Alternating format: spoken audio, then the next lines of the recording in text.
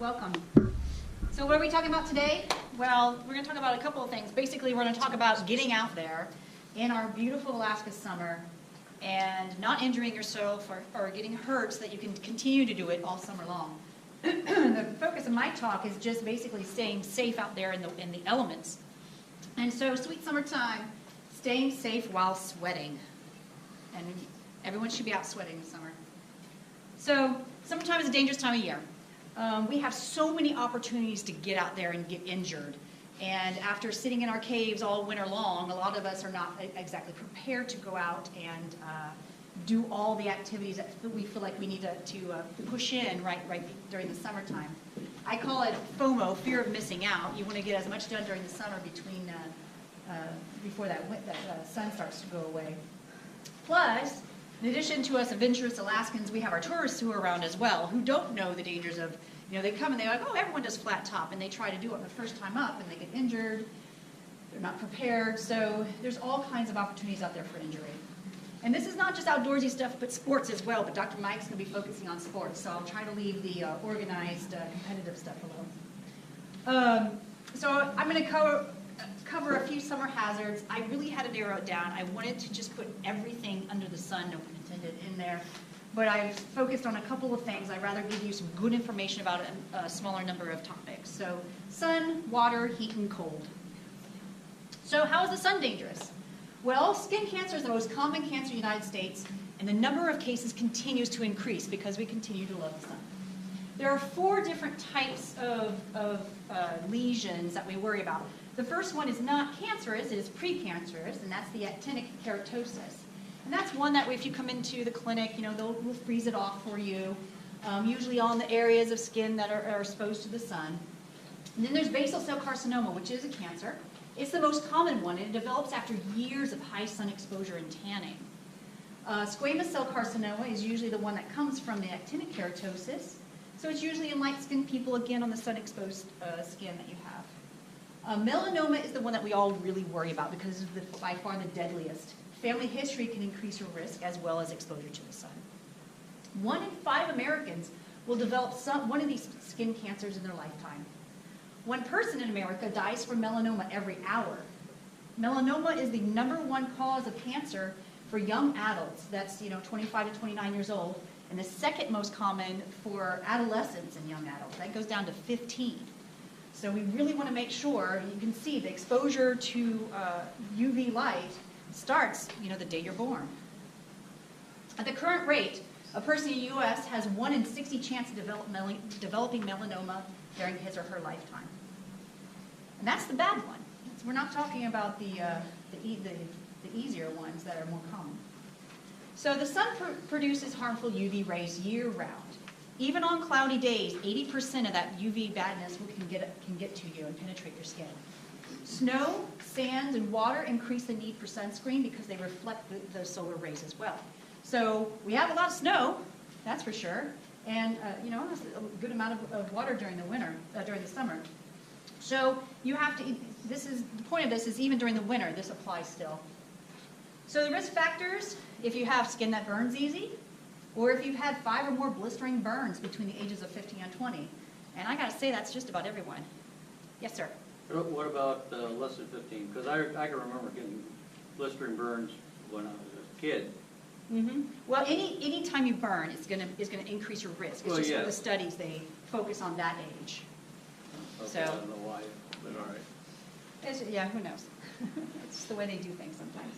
So, and you can see, here's the UV. My last talk we went over a little bit of the UV with the blue light and stuff.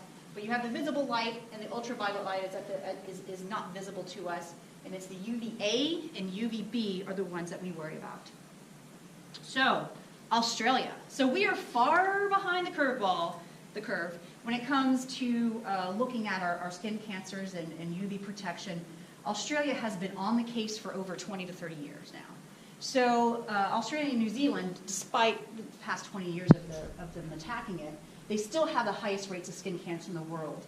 And because they have very much a big tanning culture. No one's tanner than an Australian. The chance of developing melanoma before the age of 75 is 1 in 24 for men. And remember, for Americans, it was 1 in 60. So that's pretty huge. And that's now. That's, not whenever they started this. So as a response to their bad rates, programs were started such as SunSmart, which was based on prevention and education. They started in preschools. Kids in preschools had to wear hats, sunscreens. They really made it their culture now to wear hats. You know, that's the whole thing now in Australia is a hat. You know, so they've been very successful in this. Mortality rates for melanoma have stabilized, while the rate of basal cell and squamous cell cancers have decreased. And most importantly, melanoma in the young Australians have begun to decrease as well. So while they're reducing the mortality in the older populations that are getting melanoma, they were actually helping prevent the melanoma in the young Australians. Their studies show that whenever they really push for regular sunscreen, they actually reduce the melanoma by 50% and squamous cell by 40%. So these are huge numbers, and they've been working on this for 20, 30 years. So we have a lot to learn from the Australians. So UV light. If you were in my talk last week, you know that UV light is very important for a lot of things, vitamin D, your sleep cycle, all those kind of things. It's important for mood, everything. But, you know, everything bad has something good as well. And so UV radiation is also responsible for all the acute and detrimental effects on human skin, sunburn, photoaging, and skin cancer. So the two we're worried about is UVA and UVB. A is for aging, B is for burning. So UVA goes all the way through your skin surface deep into your dermis, and that's the one that causes you to have wrinkles, it makes us look really old, darkens our pigment.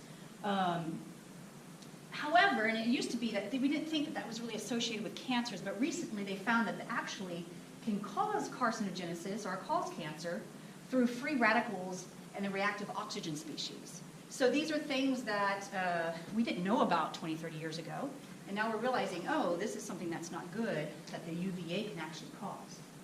But when we're talking about real risk for skin cancers, it's going to be the UVB. And only 5% of all the UV radiation that comes through is going to be this UVB.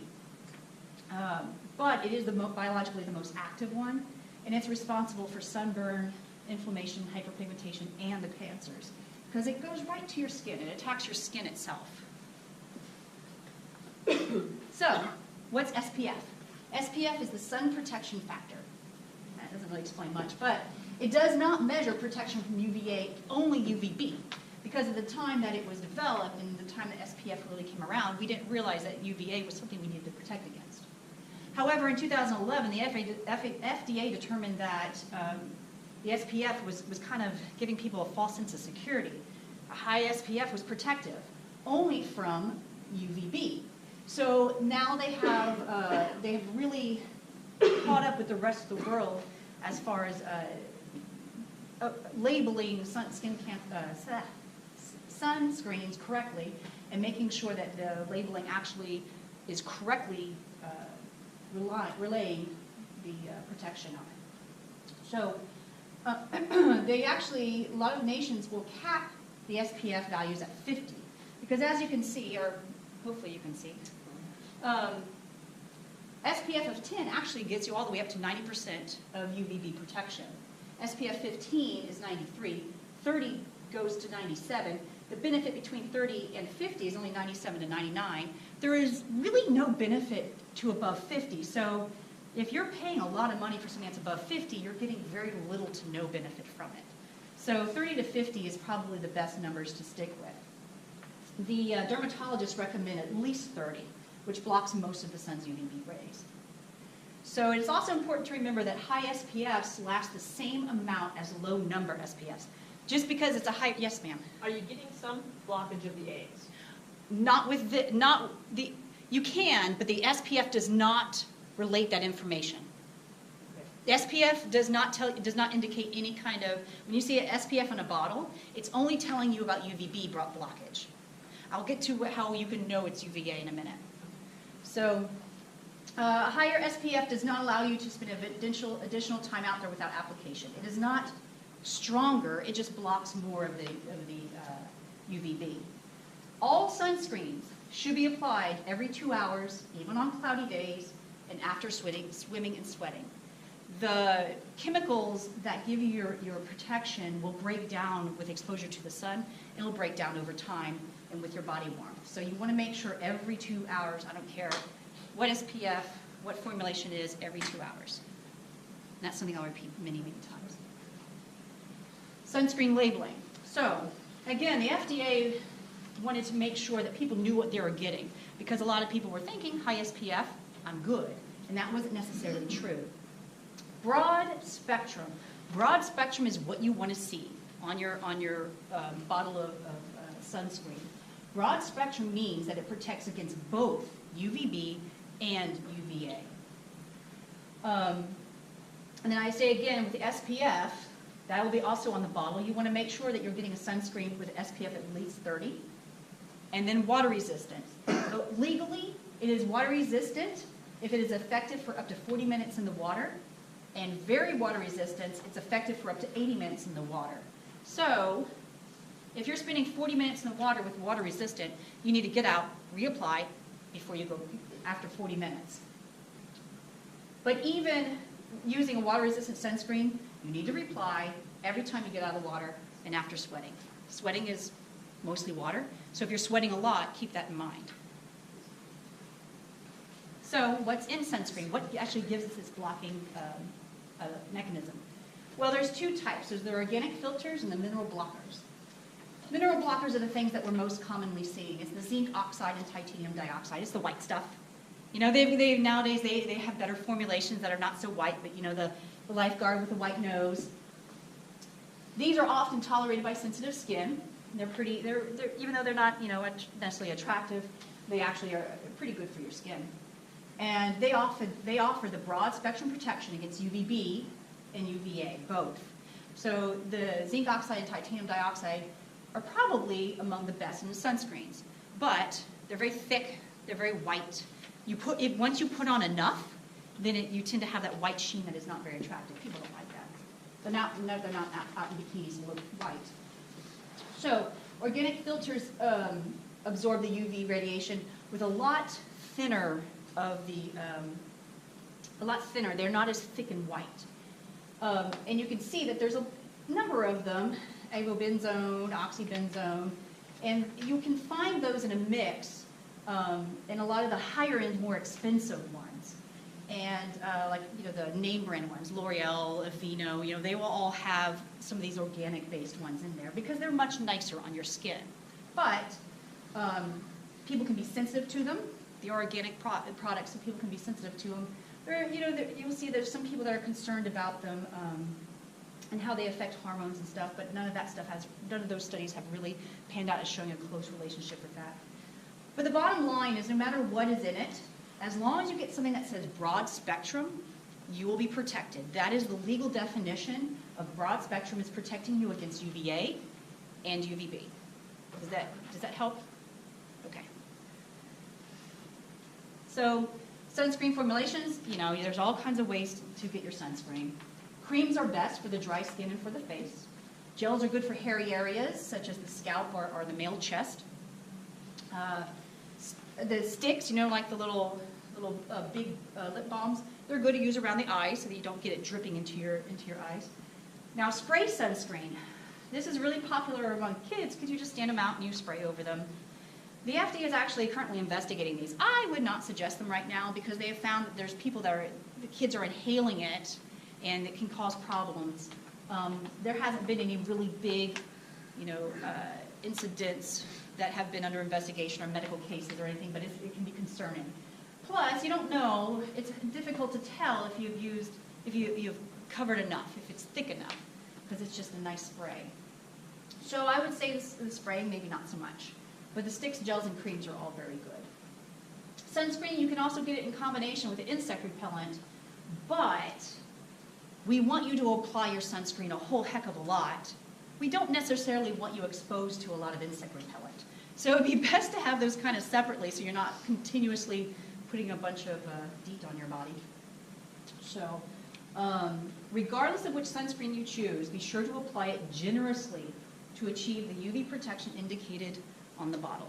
If you're not putting enough on it you're not going to get the SPF that it says it's going to give you. So one thing, if you're wondering, how do I pick one? That's a whole lot of options. How do you pick one that's good for you? Well, the Skin Cancer Foundation has its seal of approval, and it has 3 different seals. The daily use seal is good for sunscreens that are for daily use. Mostly moisturizers, cosmetics, lip balms, those kind of things that you will do every day for, just as you're out walking outside, to and from work. The active seal is what we think of mostly when we say sunscreen. The active seal is for sunscreens to protect you from extended sun exposure, out camping, out hiking for a long period of time during recreational activities. And then the traditional one is for anything that's not a sunscreen. Hats, clothes, sunglasses, anything like that. I have looked and I don't see this seal. While they have approved and given products their seal, I don't see this seal a lot on products.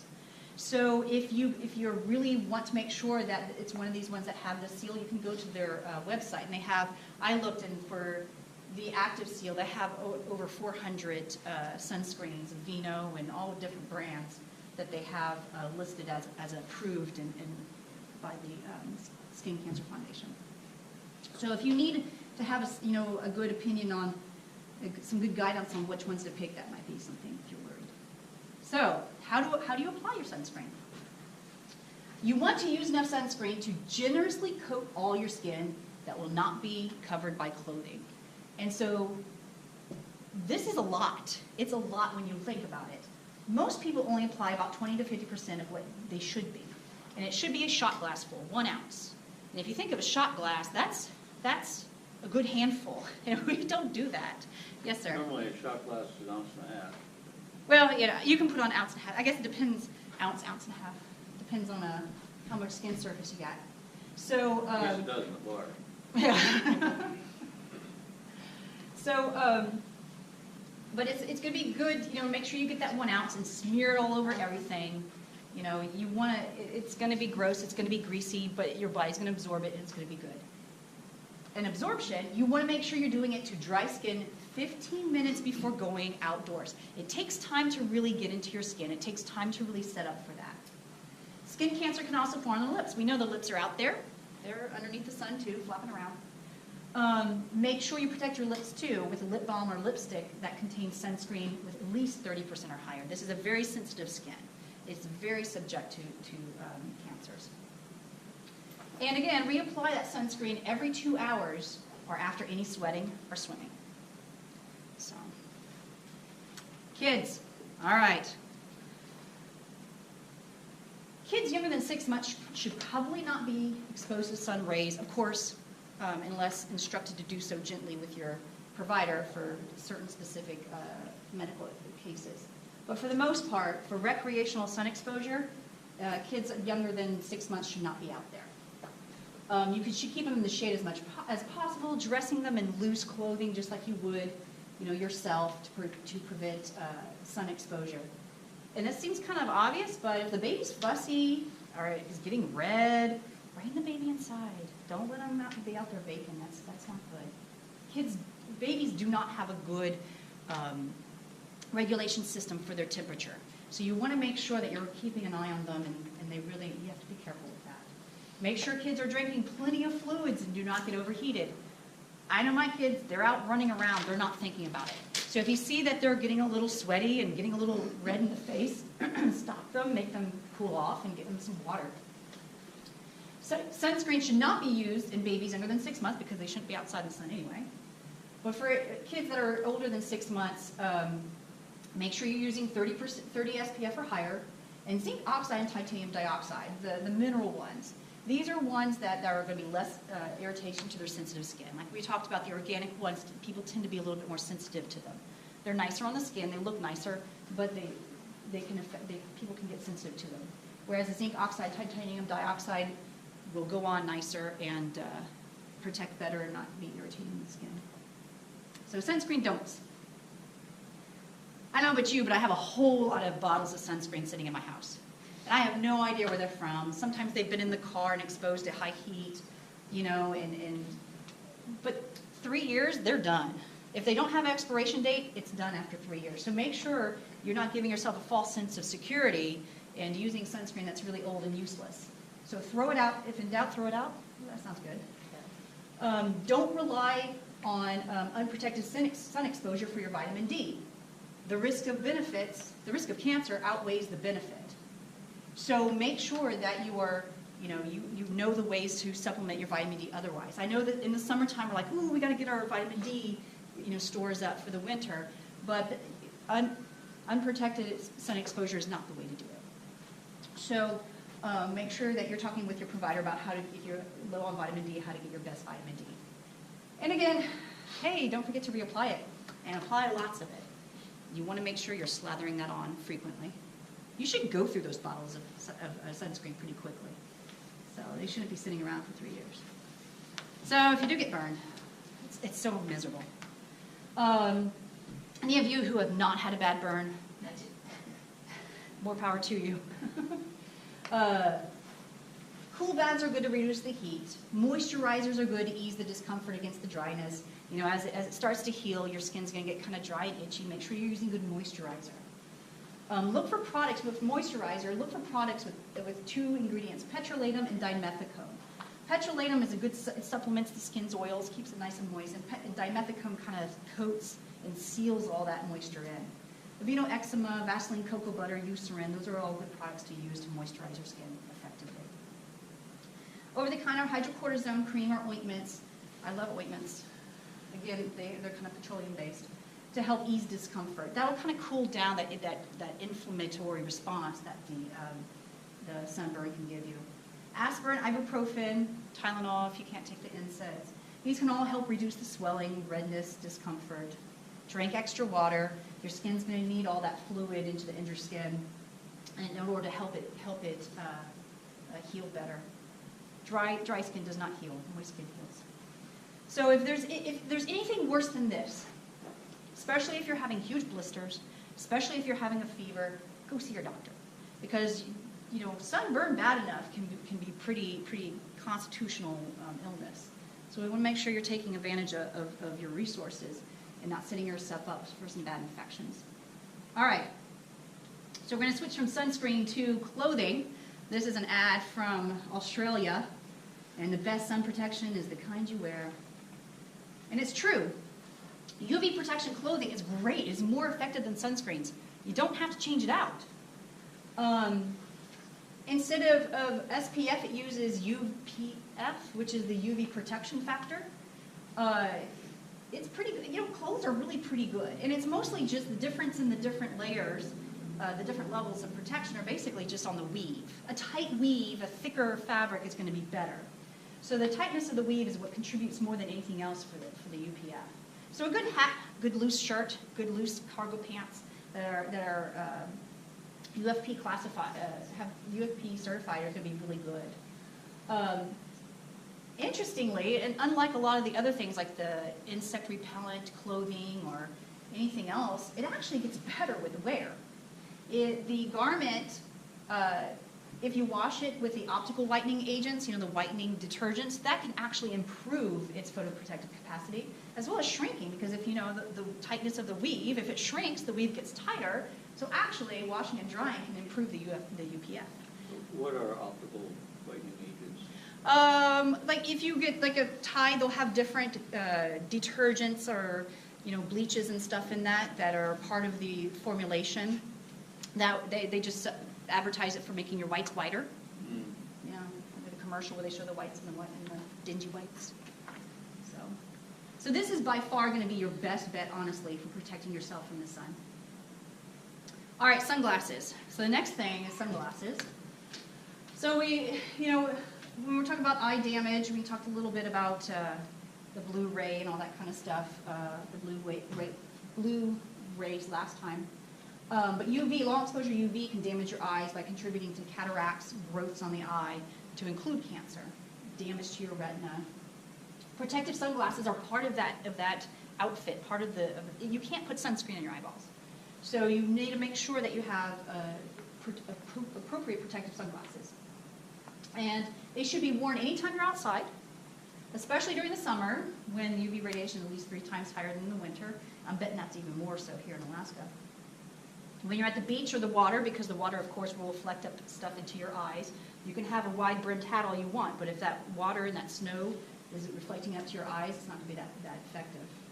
When participating in winter sports, especially at high altitudes, as you go up in altitude, the atmosphere that protects you against UV light thins out.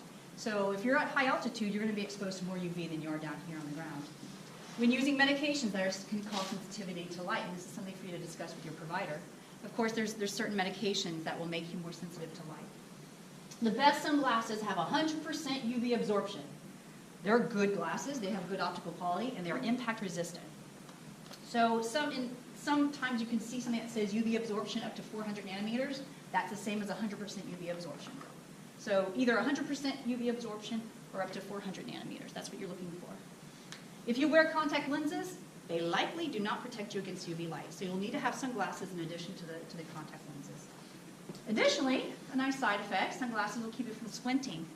And that gives you the little crow's feet. So if you want to keep your eyes pretty.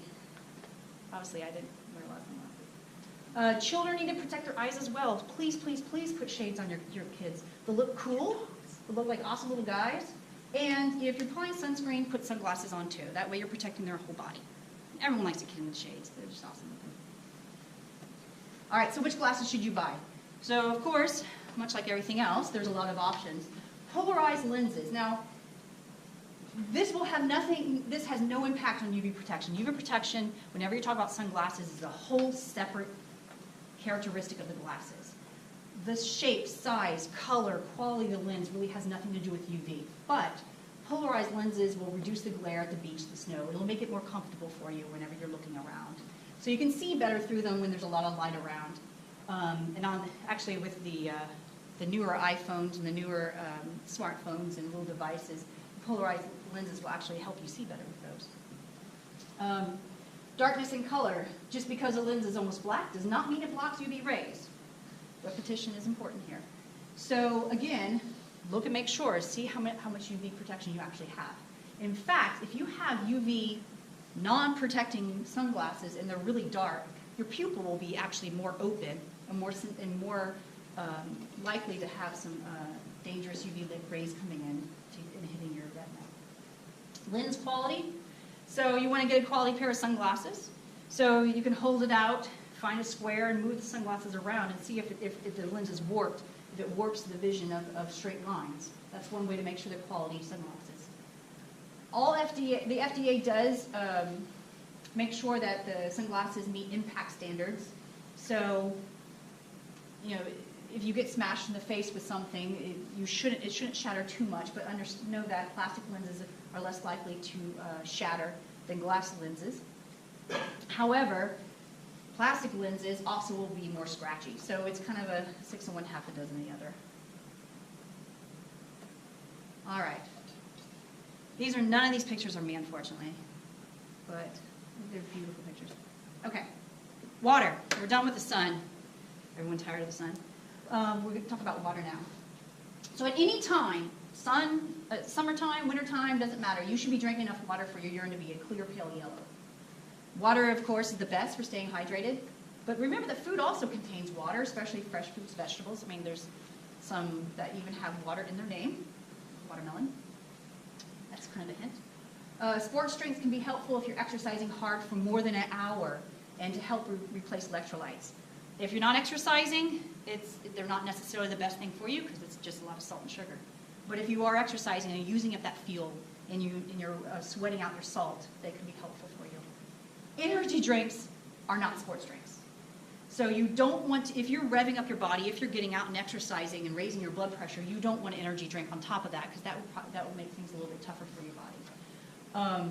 You want to make sure that you pay attention to sports drinks versus energy drinks. Energy drinks would have a lot of caffeine in it, maybe some metabolic boosters and stuff. You want to make sure you're just getting a good water-based sports drink.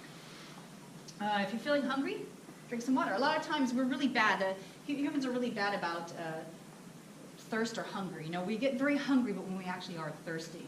So if you're feeling hungry, drink some water instead. Maybe your body's trying to tell you that you're actually thirsty. So heat injuries. So if you're not drinking enough, you'll be subject to some heat injuries. You'll have a little bit higher risk for heat injuries. Humid weather can be riskier than the dry heat because your sweat will not evaporate as quickly, and that's how your body cools itself off. So if you're producing a lot of sweat, you're getting rid of a lot of your body's water, but it's not working for you. So you actually can get a little overheated for that. So to avoid heat injuries, well, use lightweight, light-colored, loose-fitting clothing, just like you would to protect against UV. Wear a hat, use an umbrella. You can imagine anyone hiking in a jaunty umbrella, but it's there, I'm sure. Use sunscreen with the SPF of 15 or higher. These are all ways to stay cool and keep your body feeling good. Drink plenty of water throughout the day. If you're out there being really active, make sure you're drinking fluids every 15 to 20 minutes. Just a sip here and there. You know, the nice thing with the Camelback is they're really accessible. Even if you don't feel thirsty, because your thirst trigger is going to be far behind your actual level of thirst. If you wait until you're thirsty, you're probably already a little dehydrated. So make sure you're staying on top of your fluids. Avoid or limit caffeine drinks. We all like our caffeine. Well, I like my caffeine. I don't know about you guys. We like our caffeine, but it can make you dehydrated. It can make you pee out your water. Take frequent breaks whether you want to or not. That is really important because people who like to get out there, we like to push ourselves hard, and we are going to push ourselves hard, and we're not going to take the breaks when we need to, and we're going to end up getting injured. And so that's a very, very important one there. If you've ever had an episode of heat exhaustion or heat stroke, you are at risk for future heat injuries. So what is heat stroke? All right. So we have dehydration, we have heat exhaustion, and we have heat stroke. So we all know what dehydration is. It's, your urine's a little darker than normal, a little thirsty, feeling fatigued. You know when you're a little dehydrated. You know when you're a little down. And that's fine, but that's just the first sign. Most of the time, if you feel that, we're pretty good about stopping, drinking water, moving on. But sometimes we're just a little pushing it too much in a race or just out in the middle of nowhere. We haven't thought about our water needs. We're getting low on water. Heat exhaustion, your body is starting to struggle. It's not doing a very good job of keeping your body cool. Sudden fatigue, muscle cramping, vomiting, dizziness. This is where you're like too much too far. And anyone who's been out on a long race or out in the middle of a hot desert or something, you know what this is like. You treat it with water and cooling. That kind of makes sense. Ice packs on warm spots. Get ice packs, armpits, groin, chest. Those are all neck, all good places. Anything that's going to be hot, and that's where you want to put some ice packs. See your medical provider. Heat exhaustion isn't so bad, but it's bad. There's a spectrum here, and we want to make sure that you haven't injured anything, because the next step is when you do have in-organ failure. This is when your organs start really having problems. Your kidneys stop making urine. Your body stops making sweat. It's shutting down. This is an emergency medical situation. Your body temperature is very high, 104, 105. It's lost its ability to manage its heat. Sweating has actually stopped. You have altered mental status. That is the biggest thing, altered mental status. If you have a friend who is all of a sudden kind of not really, right, and can't answer your questions, stop. That is heat stroke. That is not good. While waiting for EMS, cool the injured person. If they're awake, you can give them sips of food. But if there are any altered mental status, you don't really want to make sure they're drinking. You want to be careful about giving them something to drink. Yeah. Don't be naked with toes out. Burr but safe. You want to be warm day comfort, which looks really warm, but okay. So hypothermia. It can happen in Alaska. So the wind chill can be extreme at altitude, in narrow, valleys between buildings. That wind can come whipping through. Glacier waters do not warm up much during the summer. It's basically ice water in those brooks and rivers. So you combine some cold water with the wind chill. That is a recipe for disaster. So you want to make sure you dress in layers. Your outer shell should be wind and water resistant. And make sure you're getting some carbs and staying hydrated, which will help you stay warm. Glacier rivers are particularly dangerous because they have icy temperatures. Levels will change, fluctuate pretty quickly, and they have heavy loads of silt, so you can't really see the bottom a lot of times. Plus, they have a lot of rocks. They tend to be very rocky. So if you fall into the water, you want to make sure that you're rolling on your back, keeping your feet down as you move that way. You want to move towards your feet to keep your head from hitting rocks, and kind of like that picture. I love that picture. Kind of flip away over to the side and get to the shore, and then dry off. But when you're out fishing, this is a danger. When you're out, even just walking around some of the areas around town, this could be a danger, is getting into that water, because you can lose a lot of heat very quickly. So signs of hypothermia: shivering, fatigue, stumbling, aimless wandering. When you stop shivering, when you can't think straight, those are all signs of hypothermia. If what you would do, of course, you remove the clothing if it's wet. Make sure it's nice and dry. Warm the trunk first. You don't want to warm cold hands and feet first. You want to make sure that the core is getting warm first. Wrap in blankets, dry clothing. Hug your friend. That's all. If you got a cold friend, you have to hug them. Do not immerse the person in hot water, however, because this can cause some heart palpitations, heart arrhythmias. That switch from having a very cold core to a very hot core can be dangerous for the heart. If the patient's conscious, give them some warm drinks.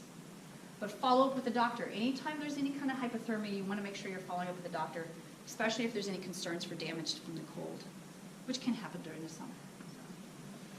So, all right. You want to keep moving. Prevention for hypothermia. Make sure you're keeping moving, hydrated, good layered clothing. Frostbite and frost nip. Most of us know this. We've experienced this before. Don't rub or use friction. If you really cannot feel those fingers, you don't want to rub anything you can't feel. Gentle rewarming, again, with maybe some wrapping it up and warm body next to it. Trench foot is something we don't talk a lot about, but it's pretty important, especially if you sweat a lot in your feet. It's called immersion foot. You can get it from either walking through wet ground or just sweating a lot. We think we're going to be cold. We put on like 5 pairs of socks and our feet start sweating. And you can actually have skin breakdown, which can cause redness, numbness, tingling, pain, and itching. And you can get infections in there. Severe cases the skin can get pale and actually peel off. And this is, usually we see this, if we see it, it's in people who are out hiking for a long period of time. Make sure you're taking time to dry your feet. If you do get in that water, don't just change your clothes. Make sure you're letting your feet dry and get some dry socks. Wear socks at night. That can help kind of absorb the moisture whenever you're in your tent. Water safety, drinking it. So assume water is not safe to drink, especially in low-lying areas where animals use water. And we can see that. We know where the beavers are. We know where the bears are. Don't brush your teeth with beaver water. That's not good. Beaver fever, of course, is Giardia. Intestinal gas, cramps, bloating. You'll know when you get it. Cryptosporidium is another one that's out there. It's very similar to Giardia, but this one is worse because you have a fever, you feel like overall sick, and it lasts longer than Giardia. So these are the two that we really see a lot in Alaska. Both of these are protozoas, which are not quite bacteria, not quite viruses. They're just little bugs, and they're not killed off by washing with soap and water, which means if you go and you have your pot that you cooked in, and you go and you wash it off with soap and water, it's not clean. If you have Giardia in that water and you use it, then it potentially could get you sick. You have to boil your water for 3 minutes or heat it to 70 degrees for 10 minutes. I don't carry a thermometer when I hike, so the boil for 3 minutes is probably easier for me. Portable water filter, it has to be effective against Giardia and Cryptosporidium. It has to be 1 micron or less, the filter itself, to be effective against Cryptosporidium. Iodine purification, while it tastes so great, it will not work well with either the Cryptosporidium or Giardia. It will not kill off those two. So your only options really are filtering or boiling your water when it comes to those two guys, or carrying your own water in. All right, we're almost done here. General tips. So, going out into the woods, make sure you know what you're doing. Learn your outdoor skills. Take a class, and there's so many good opportunities. If you really want to go out there and Alaska it up, there's so many places that will give you all kinds of guidance, and REI is always having classes. I'm sure everyone has that friend who makes them feel like a slug and is always going out and climbing mountains. That's someone to learn from. Plan for delays. Always bring. This is basically a Boy Scout list, by the way. Be prepared. Always bring enough food and fuel so that you can comfortably wait out any number of days. If you're trekking out 3 days, make sure you bring enough for an additional 3 days, is basically what is the general rule of thumb. Know your limits, don't overdo it, which is, sometimes hard for us Alaskans, but reality can save you sometimes. Only go as far and as fast as the slowest person in your group. If it's you, just own up to it. Follow a trip plan. Make sure someone knows where you're going. Make sure, someone has a way of getting in touch with you. Most park rangers or park offices, if you're in an area, you'll be able to file it with them and they'll keep an eye out for you. Rent a PLB, a location beacon. REI sometimes rents them. AMH can rent them. If you have any connection with the base will rent them to you. Or you can go to plbrentals.com, which actually is a pretty cool website I discovered recently. So, and these are beacons that you can push the button and it connects with the rescue consortium. You can get some help with that. So, wildlife. Okay, I'm not going to talk about moose or bear because anyone who's been in Alaska I've been in Alaska for 5 years and I know everything about moose and bear. Porcupines, at least I think I do. I've never tested it out. Porcupines, watch out for porcupines. They're cute, they're cuddly. Some people like to try to pet them. But not pointing any fingers. But they injure dogs and people, and boy, if you like outhouses, porcupines love them more. They will wait for you to bring toilet paper to eat it. So you want to be careful with that. Bees.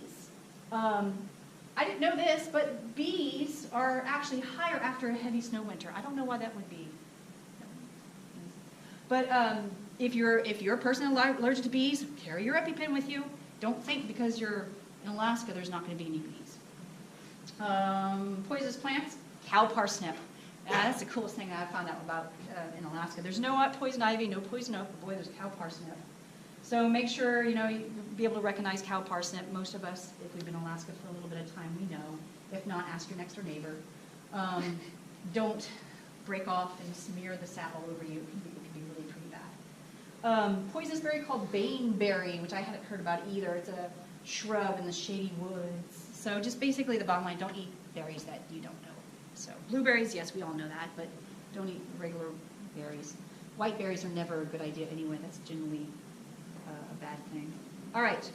So, a whole lot of information. Yes, sir. The reason insects are more numerous after a heavy snow is that the snow provides insulation. Huh. That makes sense.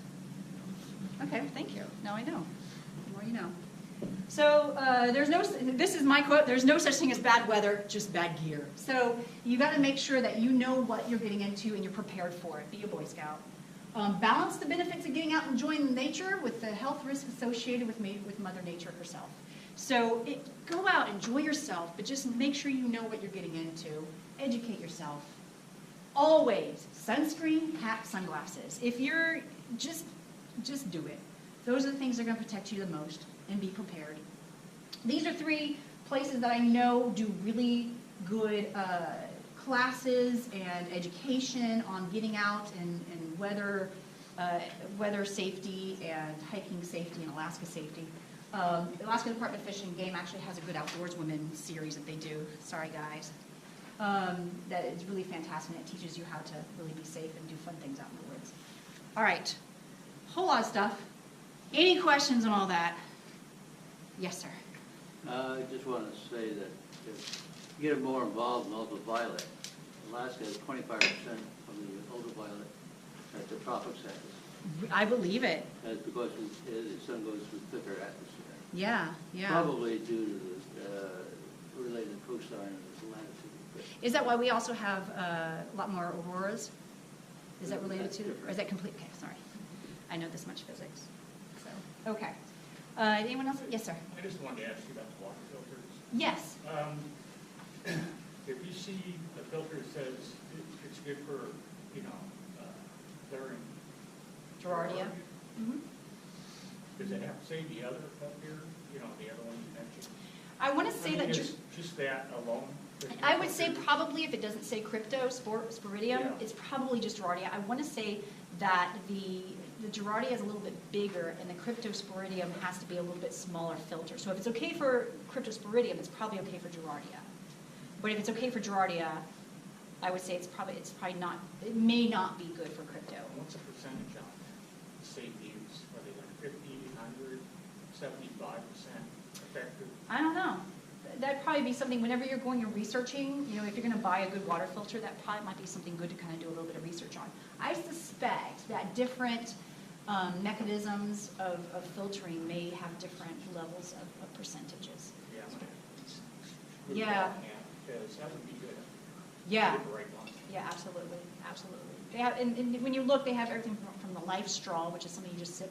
I mean, there's tons of different ones out there. I've seen McBellis, man, you got Yeah. like 25.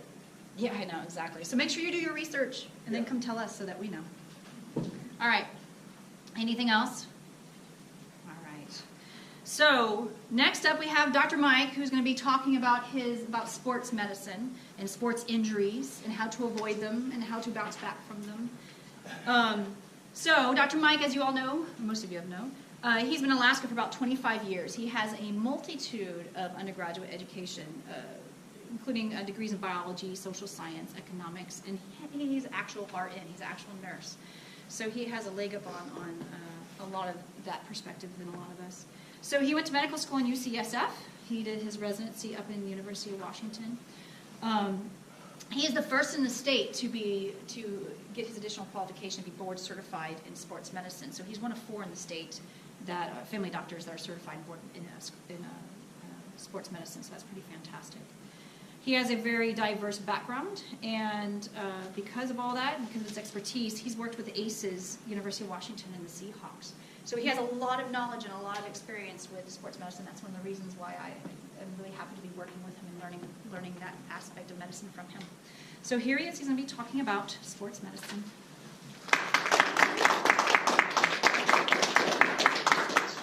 So the first thing I want you to do is stand up.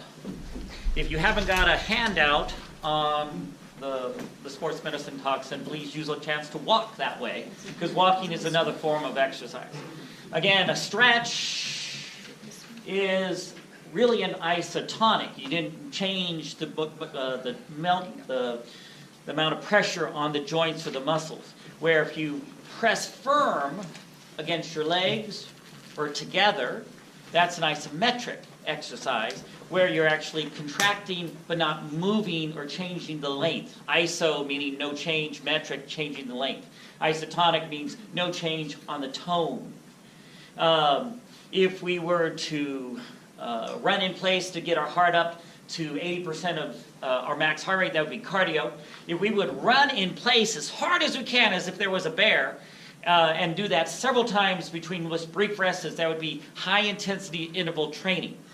I mentioned these just because they're different types of exercise. And again, if we did the same exercises in a cold situation, that would be a different physiological situation. If we did it in a hot situation, again, another physiological situation versus room temperature. So I share those things because I want you to think of all of sports medicine both as very simple, but also as very complex. Now go ahead and sit down and relax. Because even not sitting is a form of exercise. Studies have shown that sitting is anti-exercise. Screen time sitting down is even worse anti-exercise. So it isn't just not exercising, it's actually negative exercise. So, what is better in your busy schedule, exercising an hour a day or being dead 24 hours a day? So again, I said that because I did an hour of exercise this morning. And I did an hour of exercise yesterday. And guess what? I'll be doing an hour of exercise first thing in the morning tomorrow morning. Now, next slide. It started with 15 minutes. It started with 15 minutes, about 10 years ago. Now, part of this is the prevention and treatment for sports injuries. Now, sports injuries is an interesting concept because a sport could be fencing, which is my sport, could be running, it could be sailing, it could be a musician. My mother, who was the ultimate couch potato, her sport was bridge. So it's more of a mental attitude than it is a physical attitude. I say that because if you're passionate about something and it's part of your self-identity, then it's your sport. Now, the number one sport for most Americans, if you want to really blur the border, is work. That's what we do. That's part of our self-identity. You know, I'm a workaholic, bona fide. I have the poster card, you know. That's part of your identity. You're passionate about it. Now, again, in America, all the work has been evolved out in our culture because of workman's comp injuries, etc. In nature, 100, 200 years ago, not very long ago, even 50 years ago, you know, the airplane people had to move 75 pounds. Now it's 50.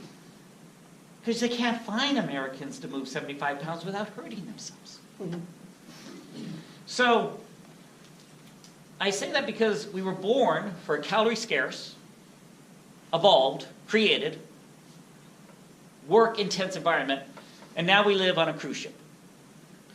High-calorie abundance, are poor, are fat, because processed carbs are cheap.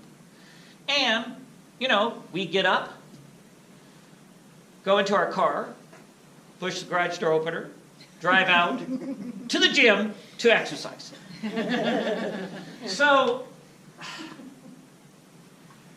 one of the best ways to prevent injuries, sports injuries, is routine a little bit.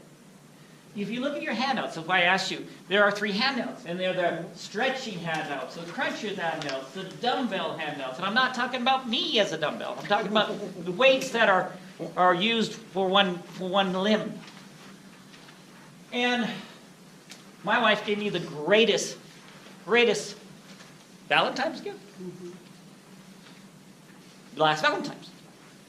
I know Valentine's is about 3 months ago. Because the gift was she was going to exercise 15 minutes with me every morning. And I know that because about a week ago, last Sunday, she said, "It's been 3 months." And I went, okay. But you know, Dr. LaFleur talked about a habit. And it takes about 1 to 3 months to develop a habit. So she did 15 minutes of exercise with me this morning, even though she honored her coupon. Yes, exactly. So I started with 15 minutes because that's just the maintenance. And this is a good, even if you're a young stud, this is a good thing to prevent injuries. Every morning. Now, I'm precise about this. Set the timer in the morning. Get up 15 minutes early. You'll say, "I'm not a morning person, Dr. Mike." And the answer is, I am not a morning person either. My natural circadian rhythm is to go to bed around 2 a.m. and get up at 10. The problem I have is the rest of the world doesn't go by that. I mean, you know, if I was asked on a boat, I'd go, "Oh, yes, let's move everything over." But no one asked me. So, but, creature of habit. Now, I set that stupid alarm for an hour earlier than I have to. So, I do my 60 minutes of exercise. Now, you may go, well, how did 15 evolve to 60? And the answer is lots of injuries. Lots and lots of injuries. Now, I say that because I ruptured my Achilles tendon 20 years ago. Preparing for state championship. Fencing, the state championship, you know. Huh? Oh, yes. So I was exercising, or Achilles, we'll talk about all these injuries. But again, one of my first ones that I remember that stood out was I ruptured my Achilles tendon. And all I did was exercise too much. Now, I was 20 years younger, so I'm 57, so you can do the math. So I was bulletproof and immortal. And exercising hard 7 days a week was,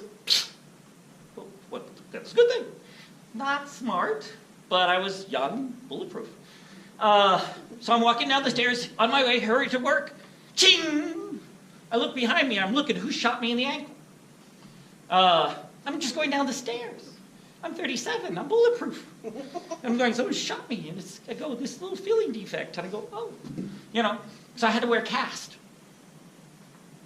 Now, you don't know this, but I'm right-handed, but I'm also ambidextrous.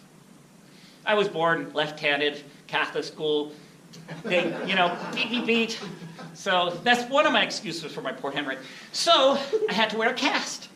You can do surgery or you can cast. Well, you can't do this with a cast. But you can do this in a cast because it's a neutral.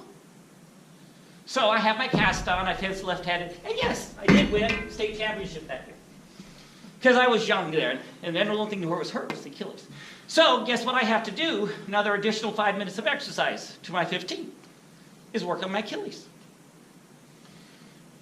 So walking wounded.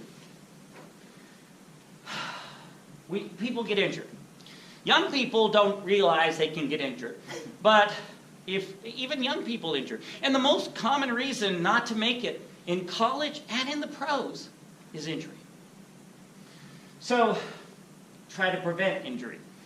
And part of that is a routine morning program. Now that doesn't mean all the other stuff for your sport. We'll talk more about that. Now, bike, elliptical, and swim are very low impact, but they have risk too. And we'll talk about that. A long walk once a week. Now, walking is our most natural exercise. I mean, if you think about chimpanzees, when grasses took over the earth and the trees kind of went away a little bit, it made evolutionary sense for us to get out of the trees and get on our hind feet and walk. So walking is natural. And it's the best exercise really much out there for you as far as natural. And so doing a long walk at least once a week to heal. Return to walk program. Now, sit perfectly for me. Come on. None of you guys are sitting perfectly. Sit perfectly. Ah, come on. Even the young stud there. Come on, sit perfectly. Now, you knew what I meant. Now you can sit like you would because you're much more comfortable. But I talk about technique. And improving your technique is always good for preventing injuries. Now, none of you were sitting perfectly. And if you were to continue to sit perfectly for 5 minutes, it's hard. It is actually harder than you think. It's isometric, not moving, tone, core, exercise. And when I say 5 minutes of return to walk, I'm not talking about walking for speed or distance. I'm talking about technique. And again, just like you know, and I have handouts on how to walk perfectly, but most of us really know how to improve on our sport technique. Whether it's fencing, whether it's running, whether it's walking, whether it's any sport. And so when you see a little bit of 5 minutes, again, think about sitting perfectly by the timer, watching yourself in a mirror for 5 minutes. That's a lot harder than it sounds. But at the end of 4 weeks, I've done this technique with many different athletes. And you just scratch out walk, and it's bowl, or walk, or gymnastics, or whatever your sport is. And so it's really incredibly good for your sport, when you go back to your sport, to work on your technique. Because guess what? That's usually the injury had something to do about less than perfect technique. And so improving your technique is always good, whether it's with yoga, et cetera, et cetera. So again, I want you to think about it, and again, it's harder than it sounds when you do that 4 weeks. And 4 weeks, when you're doing 60 minutes of perfect drilling with fencing left-handed, then guess what? You're ready to go back to fencing or whatever your sport is.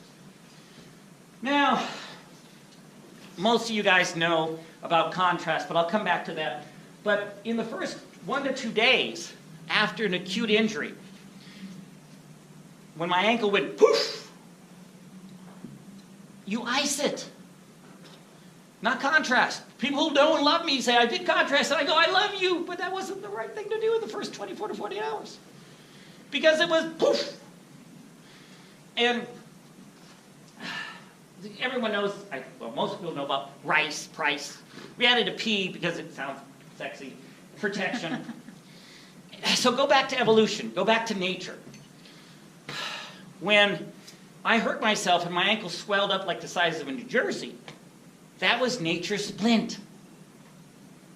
And that allowed me to get away from the tiger so I could live to have babies. Nature's splint is that acute inflammatory reaction. Now, I want you to understand the forest and then the trees. I can make you all billionaires on the stock market. Buy low, sell high. You'll say, what, the devil's in the details, Dr. Mike? And I'll go, yes, of course. Now, I'm going to make you all experts in sports medicine. Get the swelling down, stretch it, and then straighten. 3 phases, simple as that, just like buy low, sell high. You know everything there is about sports medicine, just like you know everything about stock market, and I'm teasing because the devil's in the details. But, again, poof, because it's natural.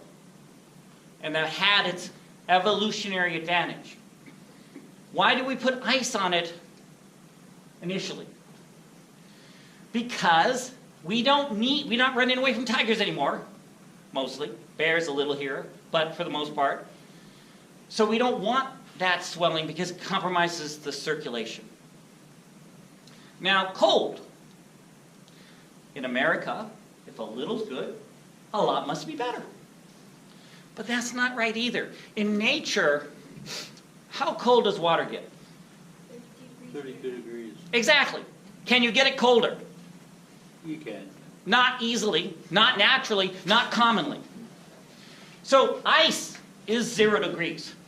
You keep adding ice to water, it's still 0 degrees. In other words, we evolved with mostly 0 degrees for cold. So going colder than 0 or ice, not so good. Not so good. People, now you'll say, but the chemical colds, they're so much more convenient.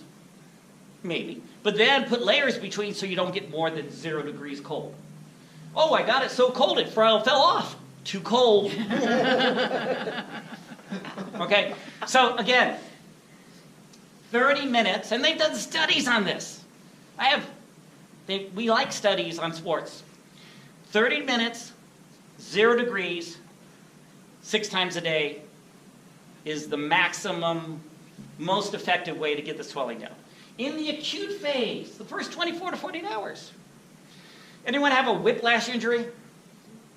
Yeah, you didn't really hurt so much at the initial. The adrenaline was going. You felt fine. The next day, you were in severe, terrible pain. Worse even the next day. Inflammation and an acute injury peaks at 48 to 72 hours. So you want to prevent that whole negative cycle. You want to beat the inflammation down, rest it, elevate it, compress it, just ice wrap it, anything that decreases the swelling, elevation, support, and use artificial splints. That way you don't have to have nature doing it. That's why God invented crutches and other devices like that. So the rest, the ice, the elevation, using braces, NSAIDs. Pros and cons to everything. God, women, water, 3 best things I can think of. They all can potentially kill you. You can drown in water. Anti-inflammatories initially, to get the swelling down, may be fine, may be appropriate. But again, an ounce of prevention is worth a pound of cure. If you're going to have a motor vehicle accident, take an anti-inflammatory an hour before. Or take it till you blow a routine metabolic blood level for a week. You know. So the point, you'll say, well, I didn't know I was going to do that. Well, I can't help that. You know. So, but like if I'm going to go keep up with the young studs, shoveling for all day long because I have a ton of dirt to move, I'm going to take an anti-inflammatory prior. I'm also going to stretch. I'm also going to do other things to prepare my body for exercise. And that's preventative. An ounce of prevention or a pound of cure. Next slide. And don't forget your tools. Now,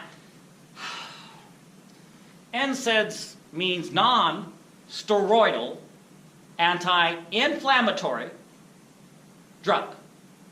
Break those words about. Now, first of all, inflammation is an autoimmune process.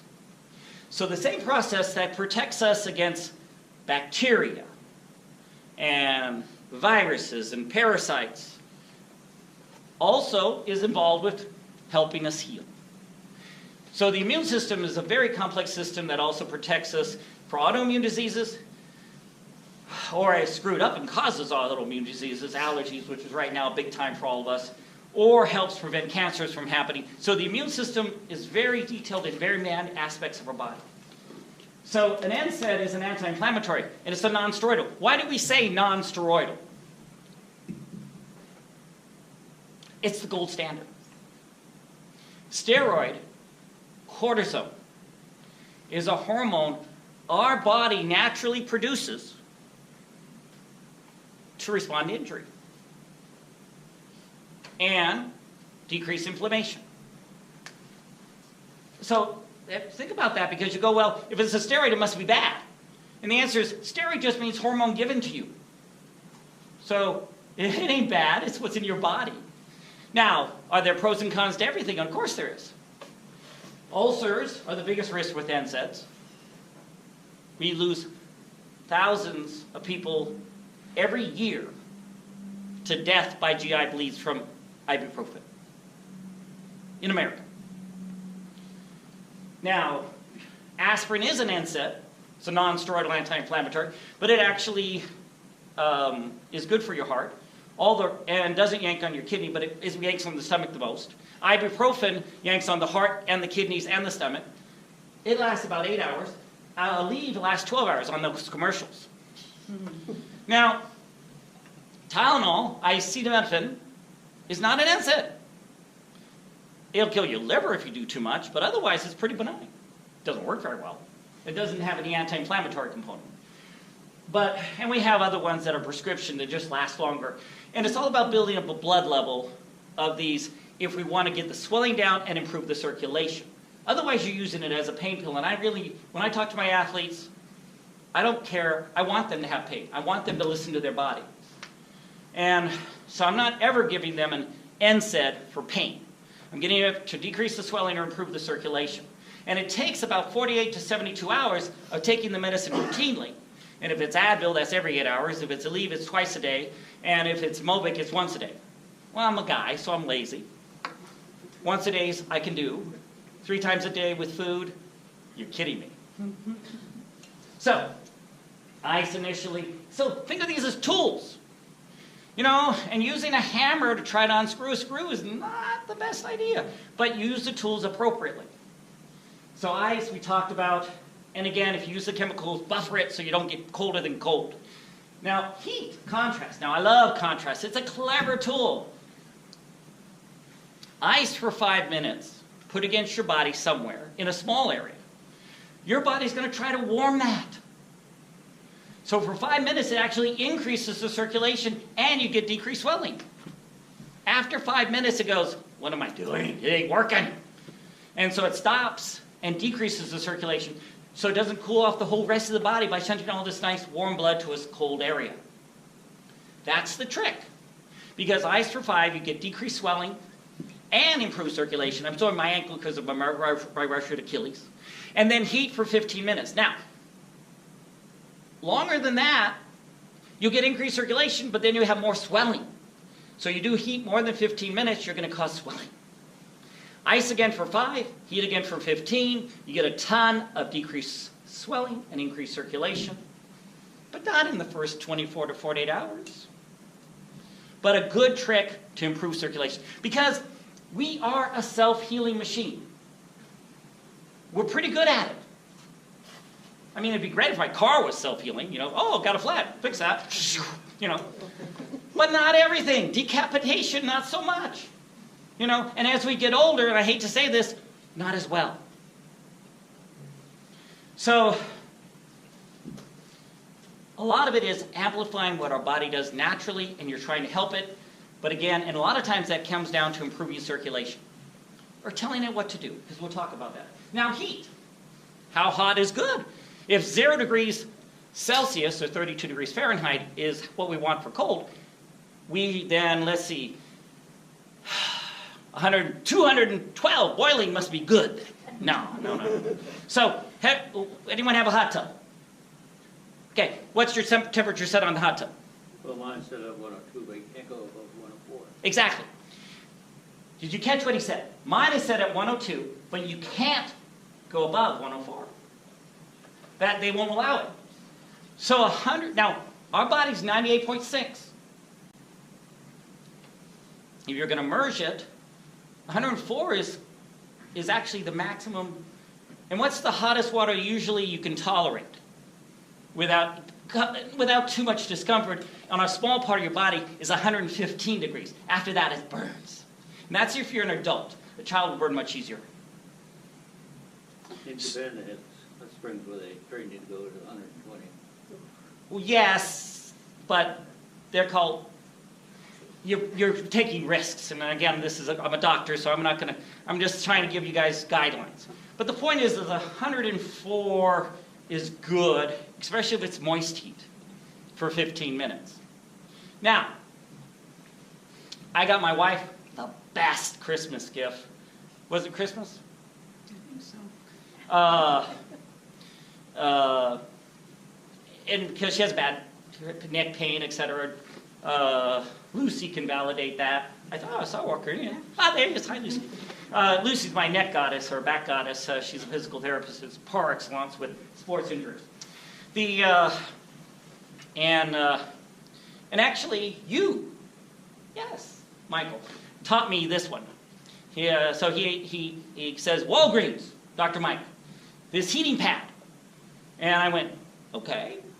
And it's fuzzy, and it gets to just the right temperature, and it goes up the neck, and it magnates around, and it's just nirvana for the neck. And it's really a phenomenal heating pad. And it gets just the right amount of heat for everything, for the contrast. And he said, oh yeah, I went, okay, cool. So, check it out, Dr. Mike. So I go Walgreens, I check it out, I went, $50, Christmas, cool. She loves it. My daughter steals it whenever she can. So I don't have any stock in Walgreens, but again, there's this wonderful heating pad for the neck, thoracic area. And it gets just the right heat, and it's soft, and it's warm and fuzzy. And it gets just the right temperature for contrast.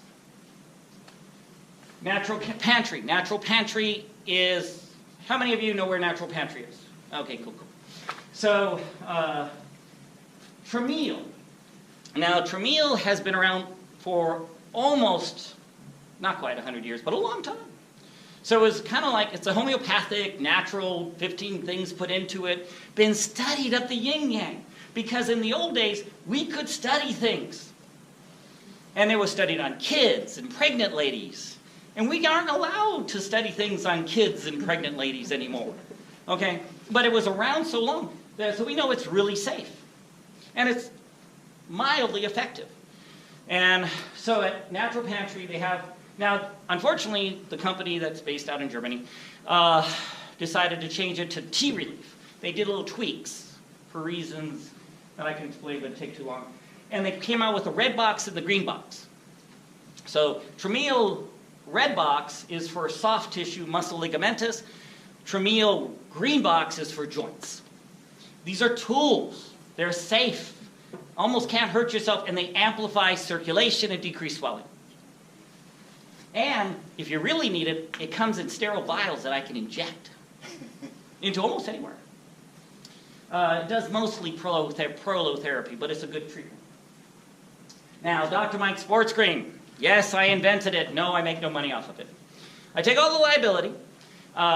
When I was 18, actually that was my real first serious injury, I was hit by a great big red Chrysler off my motorcycle, and I went boopity, boopity, boopity, boop. Did not die. Tore my right SI from stem to stern. couldn't walk without a cane. And this was when I was 18, young and bulletproof. So I just would hobble from class to class with this cane for about 3 to 4 months. Because you can knock me down, but you can't stop me. I keep getting back up. So Dr. Mike's Sports Cream has DMSO. Anyone here heard of DMSO? Yeah, it's a horse liniment. It will drive stuff this far into your skin. It's a mechanical facilitator. So Voltaren gel, they stole this from me.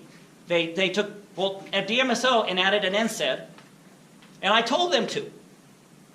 And they mixed it together and they called it Voltaren gel.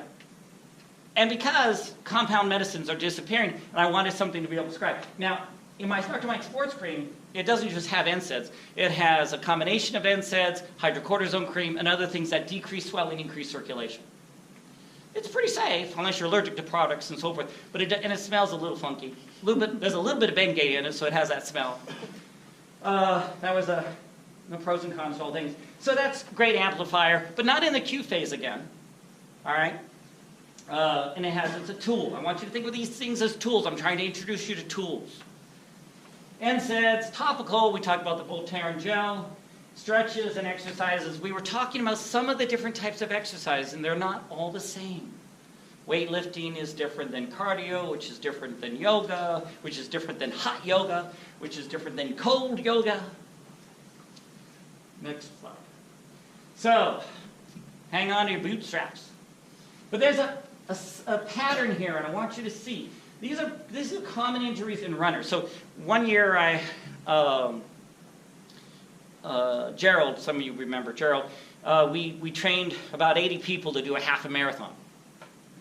And so these were the talks about the common injuries with people who are training for half marathons. So they're lower extremity for the most part. But there's a theme here. So Achilles tendonitis. Well, we talked about a rupture. Well, Achilles tendonitis is inflammation thereof. Little micro tears. Well, guess what the number one risk of Achilles tendonitis is Achilles rupture. Did I have a little ache in my Achilles that I totally ignored because I was young stud, 20 years ago? Of course I did.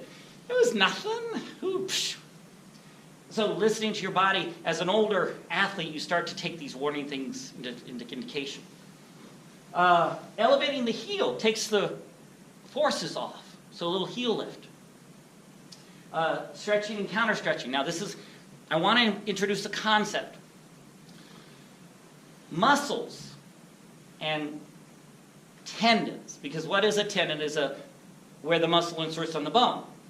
And a muscle only role in life is to move a bone-ish.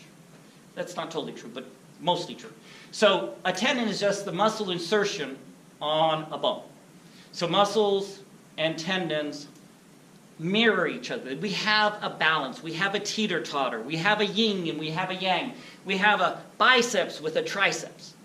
So if I take something heavy and move it up slowly, that is a concentric form of weightlifting or exercise because I'm using it and I'm shortening the length. If I do the exact same thing slowly, backwards, that's an eccentric. I am using that muscle. I'm not using my triceps because I'm letting gravity, but I have to keep my biceps contracting, letting it lengthen. Two completely different tools for injuries and sports and prevention. So I want you to think about tools. I want you to think about different techniques. And I want you to think about almost all muscles in the body are paired. And so when you have an injury, you want to also think about the opposite side of that injury. So when you have tennis elbow, really that's a failure of your flexor muscles because these were too weak. You extended your wrist to compensate and it yanked on the tennis elbow. So long-term fix is strengthening this so you don't cheat. And you will cheat naturally. You don't have to be taught because we're monkeys and we grab things. The opposable thumb, we win. Dogs wish they had them. So think stretch and counter stretch. Stretch the area of side where you're injured, but also stretch the opposing side. Because usually that's majorly involved. So, The Achilles stretch. The opposite stretch. Now, if I was younger, and I'm not, that. So, that helps in the healing of these things. Shin splints. Contrast, because shin splints is a micro tear of the supporting structures in the shin, or the front. And feel on your tibial plateau here, ain't nothing there, that's all bone. And that's connective tissue, and that's what's hurt. And so again, but that's all connecting the rest of the supporting structures around it. So you need to stretch and counter stretch. And this is where tremio comes in, and this is where contrast comes in. Because that's kind of a repetitive injury. And that's where increasing the circulation is. So again, think tools. Now, again, oh, poof, hurt, ice it, rest it, etc. Question? All right, do you have a handout on that by chance? So what to do if you have a problem there before maybe see? Sure. So again, I have handouts, and this is all recorded, and will be up. And sometimes I even let my slides be available. Sometimes I don't. The problem is this is buy low, sell high. I'm trying to get a concept across, but I'm sorry, if you have major shin splints, try this little bit of stuff. Use my concept, use my tools. But if that doesn't work, let me help you. Because again, if you're going to invest on the stock market and you're thinking buy low, sell high, and you lose a lot of money, it's just not, the devil's in the details. All right? So I have a little concern about saying, oh, I can teach you how to treat all of these things instantaneous. These are concepts and tools that I'm trying to teach you. Patella tendonitis. Again, here, so again, you're going to counter stretch the hamstrings, and contrast, typically. Because usually these things are repetitive, subacute injuries. You know, because you've been walking too much when you're training. The IT band is a band right here. Now, that's one of the few that doesn't have a lot of opposing. It's actually a knee stabilizer. And that's for walking down sides of hills. And women have this more problems than men because they have hips. Men have hips, but you know what I mean, hips. Yeah. Which, by the way, I will be driven nuts because they'll say, my hip is hurting. And I, of course, know what they mean. They mean I hurt here, and they just think this is called a hip. But it's not called a hip, of course. There's my hip socket. So if you hurt here when I move, guess what? It's a hip problem. Well, it hurts here, Dr. Mike. Well, but that's not your hip. Now, lay people can say this is a hip. I mean, shoot, I don't know, lay people, I'm not a lay. It's been a long time since I haven't thought of medicalese. So, you know, I've had people point all kinds of places to their hip. But this is not the hip socket. This is the greater trochanter. So if your bone goes out this way, makes a funky angle, it helps for running and walking, and that's how we evolved and what have you. But there's, the IT band goes over it, there's a bursa over it. So do you think you have hip arthritis if you have your major pain here? No. The devil's in the details. And with sports medicine, it's anatomy and physiology. It's structure and its function. Later on I'll be showing handouts on the actual structure and function. But this is all about concepts, about contrast and tremio and stretch. Because if you have a tight IT band, it needs to be stretched. And that's a subacute recurrent injury. Stress fractures.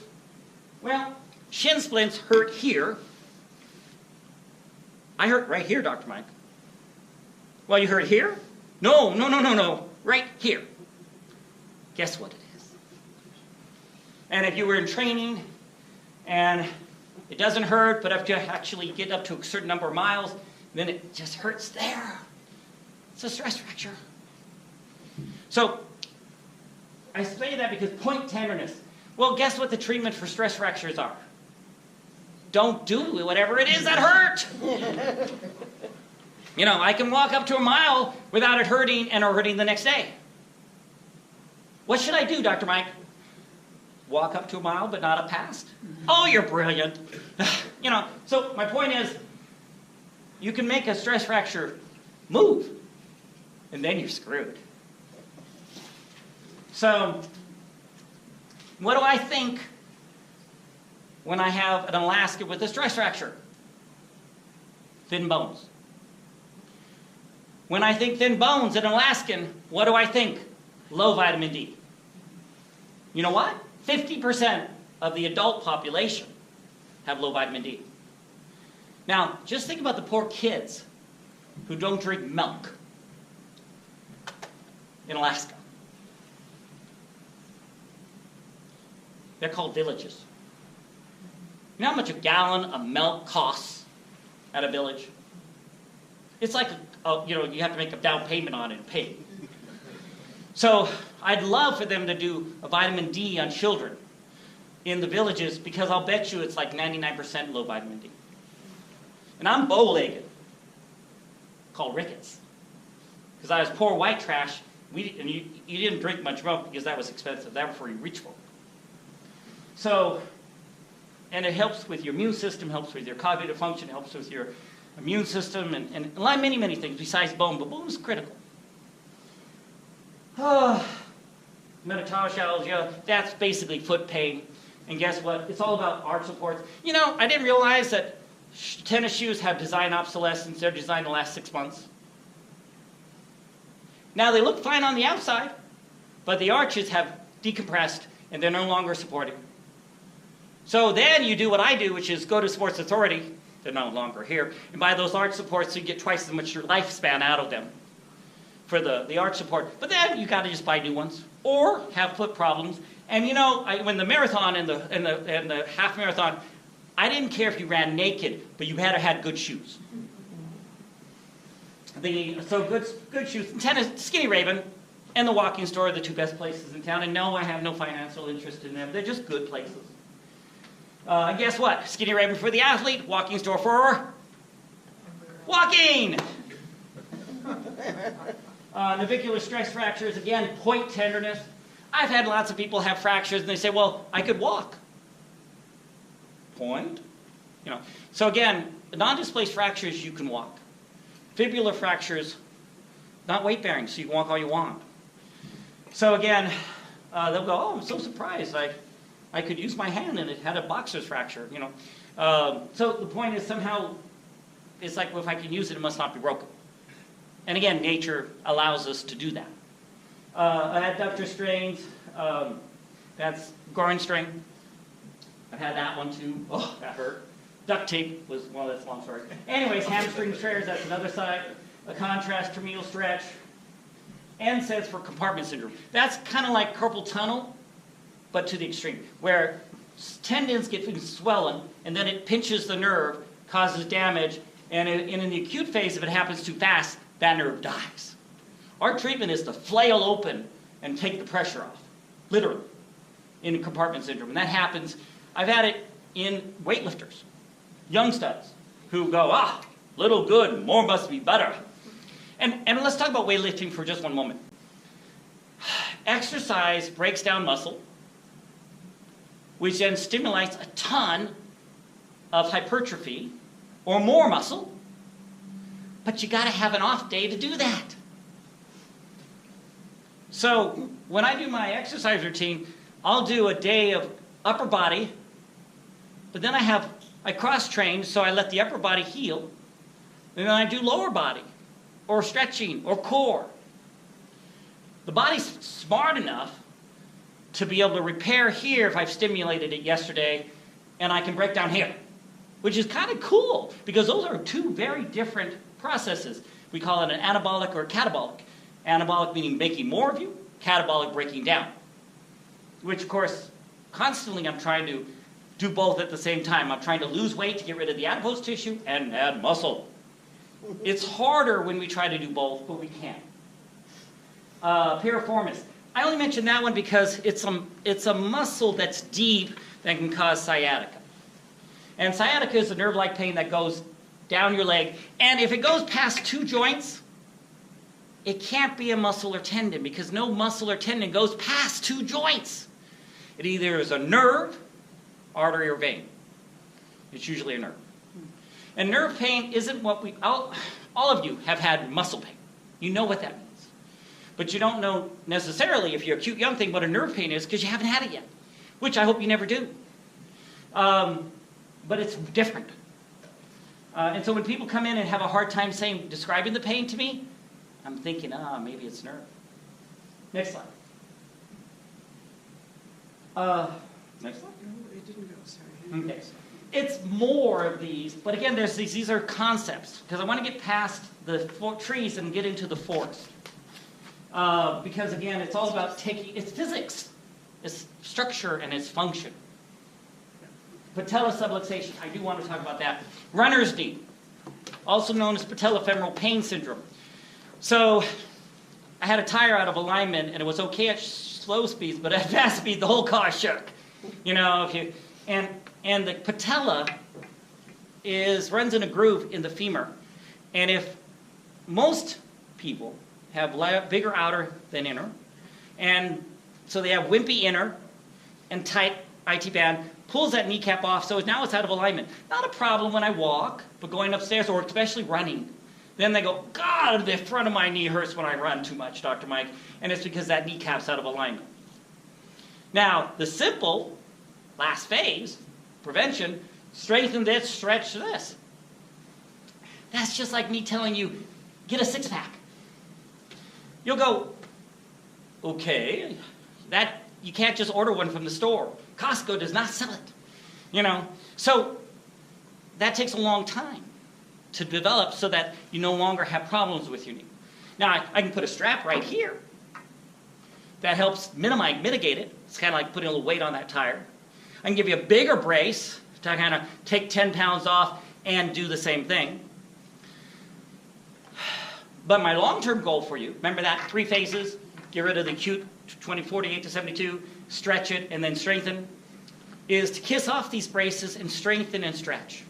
And there's also hip stretchers because it's all connected. And if you pronate a whole bunch, you have to correct for that. God is all one continuous thing. The devil's in the details. But again, strengthen this muscle, and that's the good girl exercises, adductors. But you don't want to do abductors. You want to only strengthen this one because it's imbalanced and it's out of balance. Morton's neuroma. If you have pain in the foot and numb toes, you're probably pinching the nerve between 2 bones in your foot. That's called, and guess what was the name of the doctor who first described this phenomenon? Dr. Rowe. Neuroma means nerve unhappy, so is Dr. Morton. So, wider box shoe. Sometimes that's all you have to do is just have a big old box wide shoe. Let that not pinch.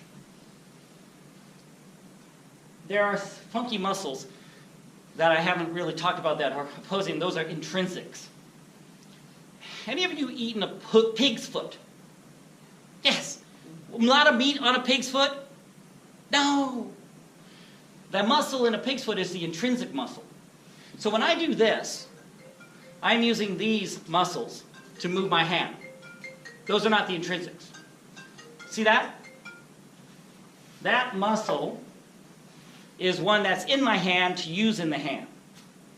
That's an intrinsic. It's a stabilizer. It has its function, but it's different than most of the muscles we use. And so it's a major stabilizer, and you can strengthen the muscles in your feet to deal with a Morton's neuroma. But a Morton's neuroma is basically a pinch the nerve, it scars, it gets bigger, pinches it, it gets more inflamed, it scars, gets bigger. Pretty now, it's just this big wad of scar tissue on a nerve between 2 bones. And that's why God invented cortisone injections. Because it shrinks scar tissue. You'll say, well, I've heard there's potential risks with cortisone injections. The answer is, duh. Risk to everything. But maximize the pros, minimize the cons. And after 3 months of pinching a bursa in your shoulder or trying to muscle through a Morton's neuroma, you have a big wad of scar tissue. And statistically, it isn't going to get better without me atrophying it or shrinking it away. Come in before 3 months, very high probability of avoiding it. That's just the same. Okay, when I sabered up and down, I would get blood underneath my nails because you ballistic forward, ballistic back, ballistic forward, ballistic back. So you sometimes shove the toe into the top of the front of the shoe, no matter how tight you put it on. And then you get a blood blister under the nail for running. So take a hot paper cut. Oh, it feels so much better. Now, you're going to lose the nail, but hopefully it'll grow out normal. Hopefully. Not fungally infected, which lots of times happen, and then that's a problem. Because funky, thickened, yellow nails, like Grandpa has, nah, you don't want those. Blisters, moleskin. A blister, intact blister, is a happy blister. Don't pop it.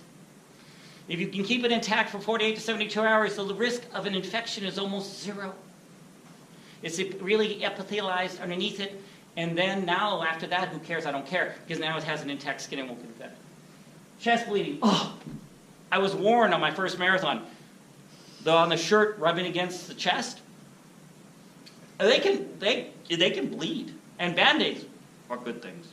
You know, low back pain. Well, ever since I was hit when I was 18, and I had that, I've had back pain, which is one of the reasons I'm a family physician, sports medicine doc, is because I've always been interested in back pain for some odd reason. And I fix it, I break it, I fix it, I break it. Now, there's another concept there. Well, you're good at fixing it. Well, yeah, that's what I know how to do. So why do you break it? Well, because I'm an athlete. So, let's talk about last state champion, which was November. I'm in the finals. I haven't pushed it hard. I managed to, use my cleverness. They say old age and treachery versus youth and skill. And a guy 15 years younger than me. And there's a problem with a guy 15 years younger than me. Think about that for a second. First of all, he's 15 years younger than me. Second of all, he's not a cute young thing. I don't care how good you are. I put a sword in your hand, I will whoop your fanny because you just don't know as many tricks as I do. Nowhere near as many tricks as you. You're smarter, you're faster, you're stronger, all those things. But I am tricky. You know what I'm saying? Now, but what's 57 minus 15 is 42. He's been around the block. He knows lots of tricks too. I know the man who taught him. Talk about bite your back. So, he did something which I didn't think he could do. He's an attacker. He loves to attack. So I went, I'm going to just beat you so easy because I can't attack. But I can defend because I can't move that much. Okay, fair enough. Thank you. So anyways, but he didn't attack. Boxing is 3 minutes rounds or whatever. In fencing is 3 minutes rounds with a minute in between. Never in 30 years of fencing have I ever been in a final or anything like that, and the score is 2-2. Because you play up to 15. It's in the last minute or so of 3 minutes. It's 2-2. I want to win. I know if I can do this move, A, will surprise the heck out of him, and B, I'll get a point ahead, and then he's screwed because then he has to attack. And there's only a minute left. So, I go, let's do this. And I tried. And my meniscus tore. And I went, you win. It was a judgment call with a lot of adrenaline in me in the finals. I wish I hadn't done it. I'm still recovering. Actually, I'm doing fine now, but I don't want to hurt myself right before my daughter's wedding. I want to walk her down the aisle without a limp. Anyway, so that's how you hurt yourself, is by athletes push the limits. Couch potatoes don't push the limit, but they're not in the shape to do what they want to do. Alaskan men die having heart attacks, shoveling snow, hunting, or having sex. Because they're out of shape. And they do these things so sporadically. There's a joke somewhere there. The hip bursitis, the shafting, rubbing together, low back pain. We can talk lots more about that next slide. Modify the training.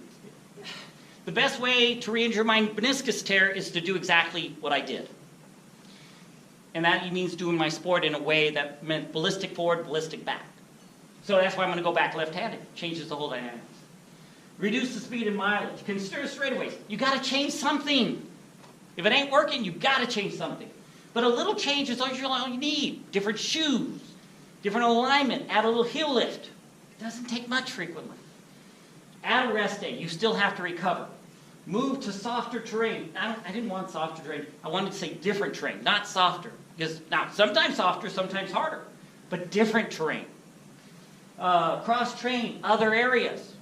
Our body, remember the whole cross-training. Beat the heck out of the non-injured side. Strengthen and rehab.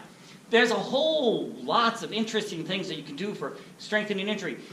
How many have had a tourniquet put on for blood draw? If you do that like on a thigh and you have a knee injury, what happens is you're not allowing a lot of venous return, but you're still allowing arterial flow. That's how you get the vein to get big so you can draw blood.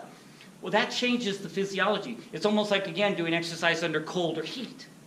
That amplifies. If you have a knee injury, and you can't do a lot of stuff, but if you can do some isometrics where you're not moving it, and or even isotonics where you're moving it but under no stress, then under that weird situation, you heal a ton faster. But the devil's in the details. I put the tourniquet on and the leg fell off. Too much. And if you don't think athletes like to do too much, the answer is you're not an athlete. Next slide. Feet. A lot of tendons, a lot of ligaments, a lot of bones, not very much muscle. We have an arch. In World War II, if you had flat feet, you didn't have to go. Now, we give you shoes. It's just called arch support. But a changing arch is what's critical. Hal is a fabulous physical therapist. He's the only fat physical therapist I know, but he's brilliant. He's the smartest physical therapist. And he can do arch supports that are just not too much, not too little. And that's art and science. Next slide. Warts, 150 degrees. The virus dies. Salt, it dies. Bleach, it dies. But the point is warts are our pain. Calluses, you got to, moleskin, prevent the callus, the corns. And usually, quite truthfully, a lot of that is misalignment of the bone, so good arch supports. Blisters are doing too much too fast. Keep them intact, use moleskin. And there's lots of tricks with preventing blisters. Next problem. Neuropathy. Ulcers in the feet, mostly I worry about diabetics. If it's infected, use Neosporin or better than that, Bactroban. I think all Alaskans should have, because it's like 10 times better and it's dirt cheap and very effective. Prevention is, again, listen to your body. Athlete's foot, that's the fungus. If you have heavy scale, thick nail, it's athlete's foot, it's a fungus. Catch it before it gets too bad, because once it gets dug into big, thick nails, it's just you have to take a pill for like 3 months, and that's yanks on the liver and no alcohol. Who wants to do that? Gout, arthritis, hammer toes, bunions. Again, get those arch supports, get better shoes. If you actually get a dislocation, then it has to be put back in. You should probably really be seen. Neuromas, we talked a little bit about that. Sprains, again, that's a ligament. Ligaments connect bone to bone. Now, I'm oversimplifying it, but there's first, second, and third degree sprains of the ligament. First degree is partial, not very much. Just, little torn. Second degree, half torn. Third degree, completely torn. Well, these heal pretty good. These heal almost all the time. These, not so much. Now, there are tricks to do that, to get that to heal, but you got to get Romeo and Juliet to kiss for a bit. Keep them there, have them hold hands, and then strengthen it. And that's a whole other subject. But again, if they go, that hurts when I do that, or especially if I do it a little, they go, oh, that hurts, I go, good. If I go and almost pop it out of socket and they don't look at me funky, I go, that's a third degree. Next slide. Immobilized. Air casts, other variations. Use real splints because don't depend on nature. Get the swelling down. The Achilles tendonitis, there's taping. The tapes they have now are so much better than the old-fashioned adhesive, but they're also too strong.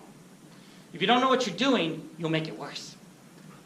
Where the old tapes, if you did it wrong, you usually didn't hurt yourself because it only lasts 6 hours. Patches, there's selector patches and NSAIDs and so forth, great for these rice, and then the contrast and the creams and the range of motion. Now, proprioception. I am opening and closing my hands. You'll say, well, your eyes are closed. How would you know? Because I have joint nerves that tell me what my joints are doing. And proprioception can be trained and can be taught and improved. So, you know, I can take a foil, at least in my youth, and draw better with the tip on a chalkboard than I could write as a doctor. Because, I mean, point control is critical. And that's proprioception. And that was done all the way up, especially at the fingertips. Because if I can hit a point this big, that's really helpful in fencing.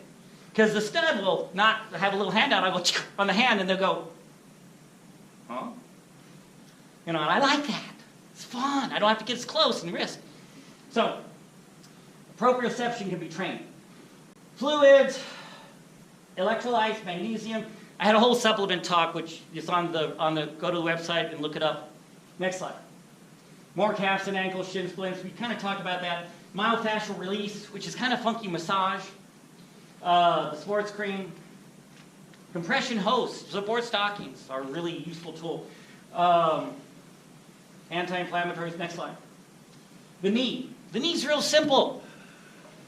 It's stabilized in the front by this whole quads patella thing. It's stabilized in the back by this whole hamstring thing. And then it only has 4 ligaments that are basically holding it together. One on the inside, one on the outside. The one on the inside is huge. The one on the outside is wimpy. And there's 2 inside. And female athletes are infamous for breaking the ACL because they have hips. And, unfortunately, there was a movie, White Guys Don't Know How to Play Basketball or Jump or channel. Yeah, thank you. Girls, you know, you squat. You have to get with it. Look at parachuters if you want to look at how to jump, because I jump like the planes, and how to decrease the impact. And so you have to be taught how to do that. So they have some physiology against them, some anatomy against them, and then some culture against them. Next slide. Oh, sorry, go back. The meniscus. It's a gasket in the knee. And it's infamous because it's only used for about here on down. It stabilizes the knee, not here. I can do this all I want without using my meniscus. But once I go up and down the stairs, then I'm using my meniscus. Or a lunge,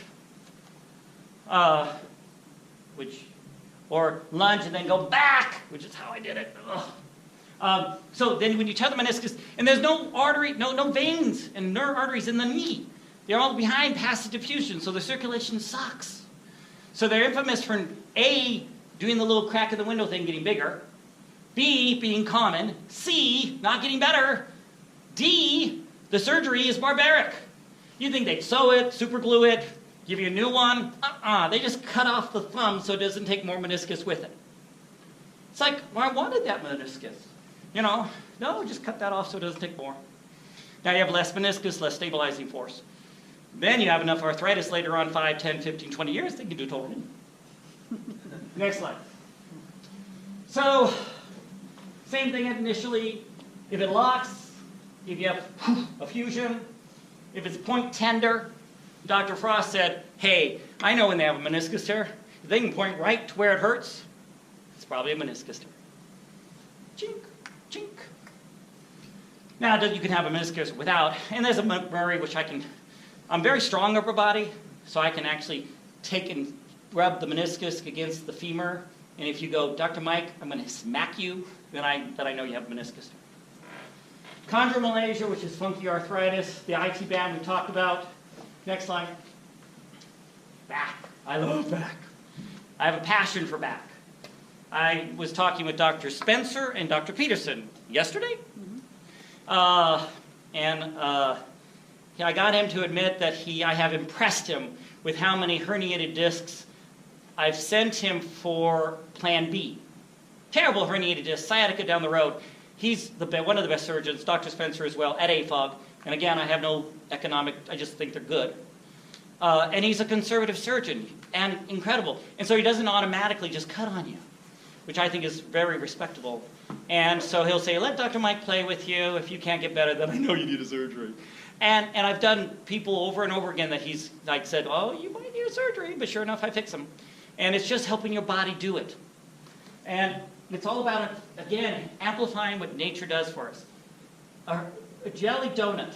I used to own a donut shop. So a jelly donut is jelly, this annulus tears, and then jelly, and it pinches against the nerve, and then you have sciatica.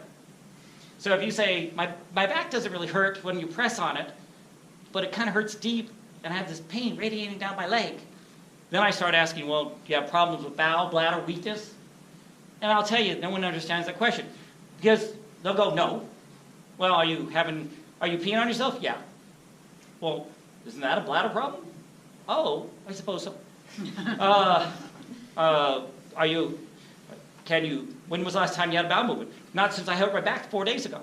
Is that normal for you? No, I'm a once-a-day type guy. Well, isn't that a bowel problem?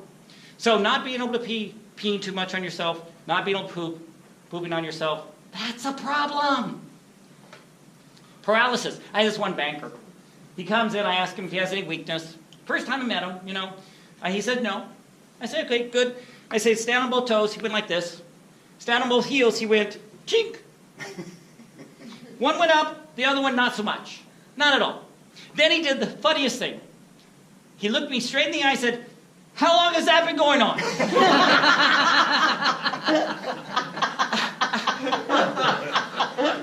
And I went, I don't know. Actually, it had been going on for I found out, because I had to pull it out of him. He started having to walk a little bit different about 4 weeks ago.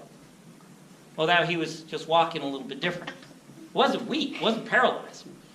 So those are the big three. That's when I start getting Peterson involved. Can I help that? Yes. Do I want a second opinion in case I can't? Yes. So those are biggies. And people, and Peterson said, Dr. Mike, don't just do the two. Do one on one side, one on the other, one on the other side, one on the other. Because again, that'll bring it out better. Plus, that's only a couple of the nerve levels. I had another patient who, he was doing his martial arts. He's one of the best in the state. He probably is the best in the state in his martial arts. And in some of his squats, or some of his, I'm not, he went, I can't get up on that one side. Well, that was weakness. Any bowel bladder weakness? No. Well, then I ferreted and pulled it out and go, oh, well, I can't get up on that one side on my martial arts. Well, that was nerve damage. Well, guess what? Now he can do it fine. The nerve's healed. Of course, it took a little bit of work. Okay, summarizing up. So the back is a passion. I have lots of sports medicine treatments for it. The back muscles are plywood. They're layered and cross-grained. We scar them, and those are the knots you feel, the massage therapist, and that makes it stuck together, and they no longer move on each other. And then instead of diffusing the forces around the trunk, the bone and the disc have to take those pressures, and then they wear and then pop and cause herniated disc. So the number one cause for herniated disc is bad muscles in the back. You can't cut those scar tissue out, by the way. You just make more. But you can soften them and stretch them to get the layers to move on again. And that's a sports medicine trick. Next slide. More on back. Recurrent back pain adhesions, 3-day treatment. That's a whole other sports medicine treatment. Next slide. Red flags we talked about. Now, numbness and tingling down the leg, that's nerve, but that's very reversible. Nerve loss of sensation, not good too, but very reversible. Next slide. Again, the whole poop and bowel bladder weakness issue. Now, a ton of tricks, but especially with herniated discs, I have to pull out more medicines, I'm sorry, because I have to amplify your body's natural stuff. Next slide. Bony issues, fractures. Fractures are simple, you just do an x-ray, and they're simple, it's all about immobilizing them. That's why cast it. Now the problem with casting is the soft tissue hates you. The joints hate you. Everything hates you except the bone, which loves you. So you only cast as long as or as much as you have to, or immobilize to get the bone to heal. Take a little extra calcium, vitamin D, and usually I don't recommend calcium because it improves worse, it's hardening of the arteries. Next slide. Joint issues. The supplements actually can be very helpful. And we not and making you 18, but helping you heal from injuries, or preventing the progression or slowing the progression. Next slide. SI joints, they can be too loose, they can be too tight, they can be displaced. SI belts designed just to support that. Next slide. The shoulder. Impingement is very common. And I use the analogy of biting your cheek, where you pull up and you pinch that bursa and rotator cuff between these two bones. And you do that, it's like biting your cheek and it swells. And that bursa is a sac that's the size of a dime, and it can be the size of a softball. And it gets too big. So guess what? Now it's too big for the space. So guess what?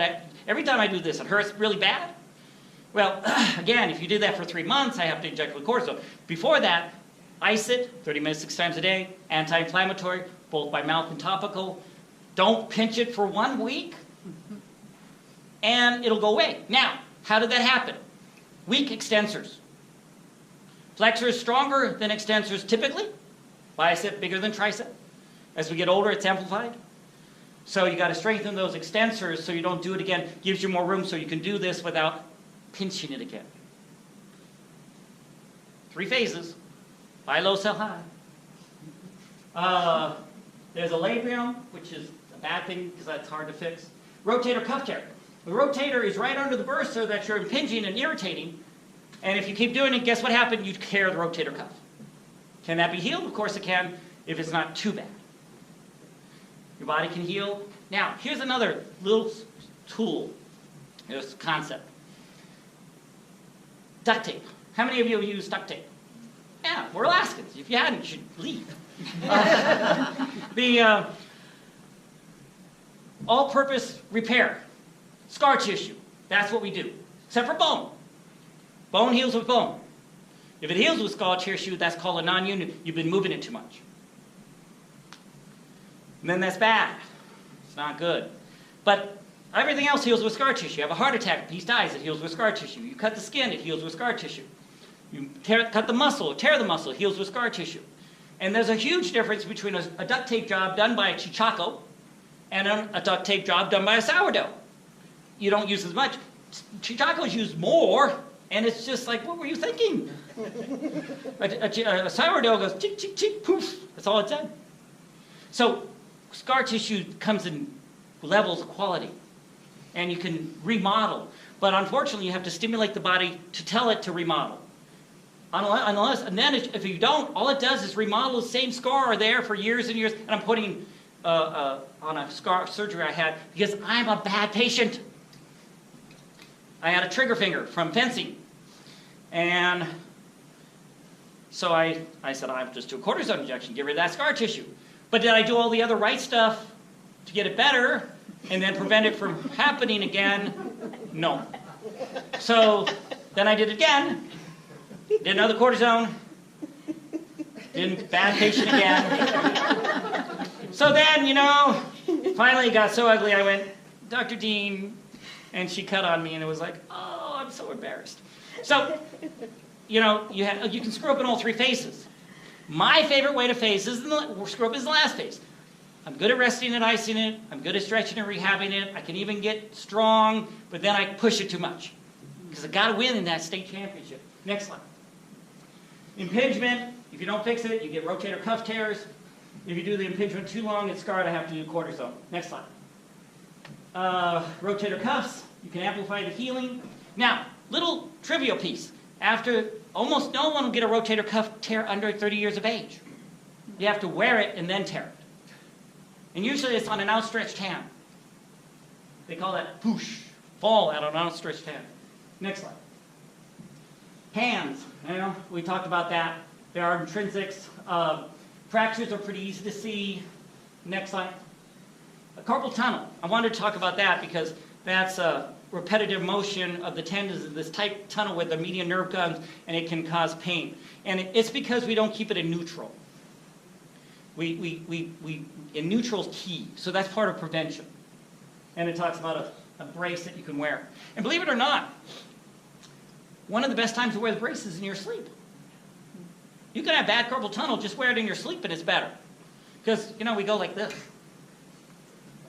Next slide. Trigger fingers, I use myself. Pretty easy to fix if you're a good patient. And again, I have now weightlifting gloves everywhere because I don't want to do it again because that padding is exactly where it needs to be. I have them in my car and everywhere, you know, because again, it doesn't do any good if you're not using them. So that's the prevention. Because it's repetitive. I was so stupid in my youth. I used to take beer cans and go, it was just fun to impress the girls, you know. I was like, stupid. Next slide. Questions? Now I see you all sports medicine next time. No questions. I answered all your questions. Okay. What leads to a meniscus tear? What leads to a meniscus tear is usually wear before tear. Patella out of alignment will lead to it. Usually, it's the best way to tear your meniscus is a twist, lowering, or up move, like getting in and out of a car. So if you have a meniscus tear and you go, oh God, getting in and out of that car just sucks, Dr. Mike. I'm going, maybe a meniscus tear. So if I had perfect technique, I might not have torn my meniscus. But again, it was one of those I had to go in, I had to go out, and then back in to hit him. But when I went in, he bit, he went, and I was out, he missed, and I went to hit him. I went, oh, I didn't do that right. So it's a bent knee with some torsion. Yes? Okay, so can we go back to the cold therapy thing? Yes. I'm not sure I have this right, but let's say somebody has a hockey injury. Acute. Acute, yeah. And not a little owie, a big owie. Like 3 feet in the air. Yeah. Big owie. Right. So you, for the first 24 to 48 hours, that's the acute phase. Right. And it's 30 minutes, 6 times a day, max, with cold therapy. And I know the devil's in the details. Yeah, It's- ish. That's a good rule of thumb. Right, so then after that, my question is, so after 24 to 48 hours, you get into the contrast therapy. Yep. Which is the 5 minutes ice, 15 minutes heat, 5 minutes ice, 15 minutes heat, and here's the question. How often do you do that? In my economics degree, there was something I was taught called diminishing returns. That's not the same as too hot or too cold. That just means you're getting less bang for your buck. So, with contrast, after 4 a day, you start getting diminishing returns. So the 5th one gets you less benefit. The 6th one, even less benefit. The 7th one, even less benefit. Now, I don't know, I've seen no study, and I've never seen in 30 years of doing this technique with patients where actually there was a negative consequence to doing the cold, hot, the cream massage, and the gentle range of motion. Emphasis on the gentle range of motion. Because what the cold, hot, and the creams do is tell your body, come on, get busy. The range of motion tells it what to do. If you don't tell it what to do, you've just told it, come on, get busy, and not told it what to do, and then that's not good. So you need to do it in a very much that order. Cold, hot, then the cream, and then gentle range of motion. And it doesn't take much to tell the body where it wants to lay that duct tape, how to put it, what layers to do it. Because when you dissect a scar that's ugly, it's like keloid, it has like someone put 2x4s and just threw it in a pile. When you look at it on a good scar, just a little bit all lined up, just exactly where you would do it. And so that's what you want to do is cold, hot, the creams, and the gentle range of motion. Because the gentle range of motion are the ones that basically hurt it without hurting it. And that's another thing. On the strengthening, you have to strengthen frequently the area of injury without hurting it.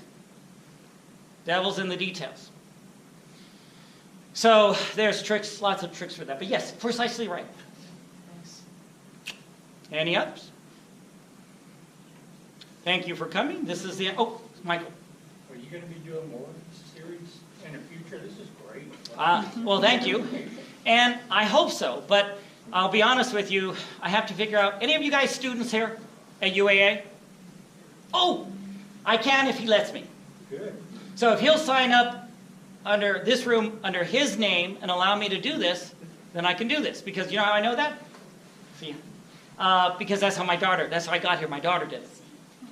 You better let him win a fencing match. Well, so again, I have to get the room, and I love this room. But I have to have someone, and you know, either I have to figure out how to do that. Yeah. These are family pictures. Oh, yes, this Him is, doing Who's sports. this in the right corner here? Is that 67? Is that? that's me. Holy cow. I was varsity first string both ways in Southern California. Good. And guess what position I played in offense? What's that again? I was a first string varsity, Right, Southern California. right. Guess what position I played? Uh, Lineman. 67. Yeah, I was guard. So in defense, I was a nose man. I was on the field 24/7 because I didn't think you could get tired. Should have been linebacker, running back, one or the other. No. Look there. Yeah, no. Short and stocky. They pulled me everywhere. I was a hidden man. So they pull me and put me wherever. I was leading the pack wherever the ball went. They just pulled me because I was faster, the fastest man on the football team. Man, what happened? Yeah, Just messing with you. yeah, I know. No, I tease because I've missed 1 week of work in my life. Right. I lit myself on fire accidentally. I was in Harborview for a week on the burn unit, and the team that I was actually intern at, rotating, took care of me. And I lost all my hair, eyebrows, nose hairs. I was burned pretty bad. So I always say I was much better looking. Any other questions? Again, thank you. And yes, I hope to, but I need a room.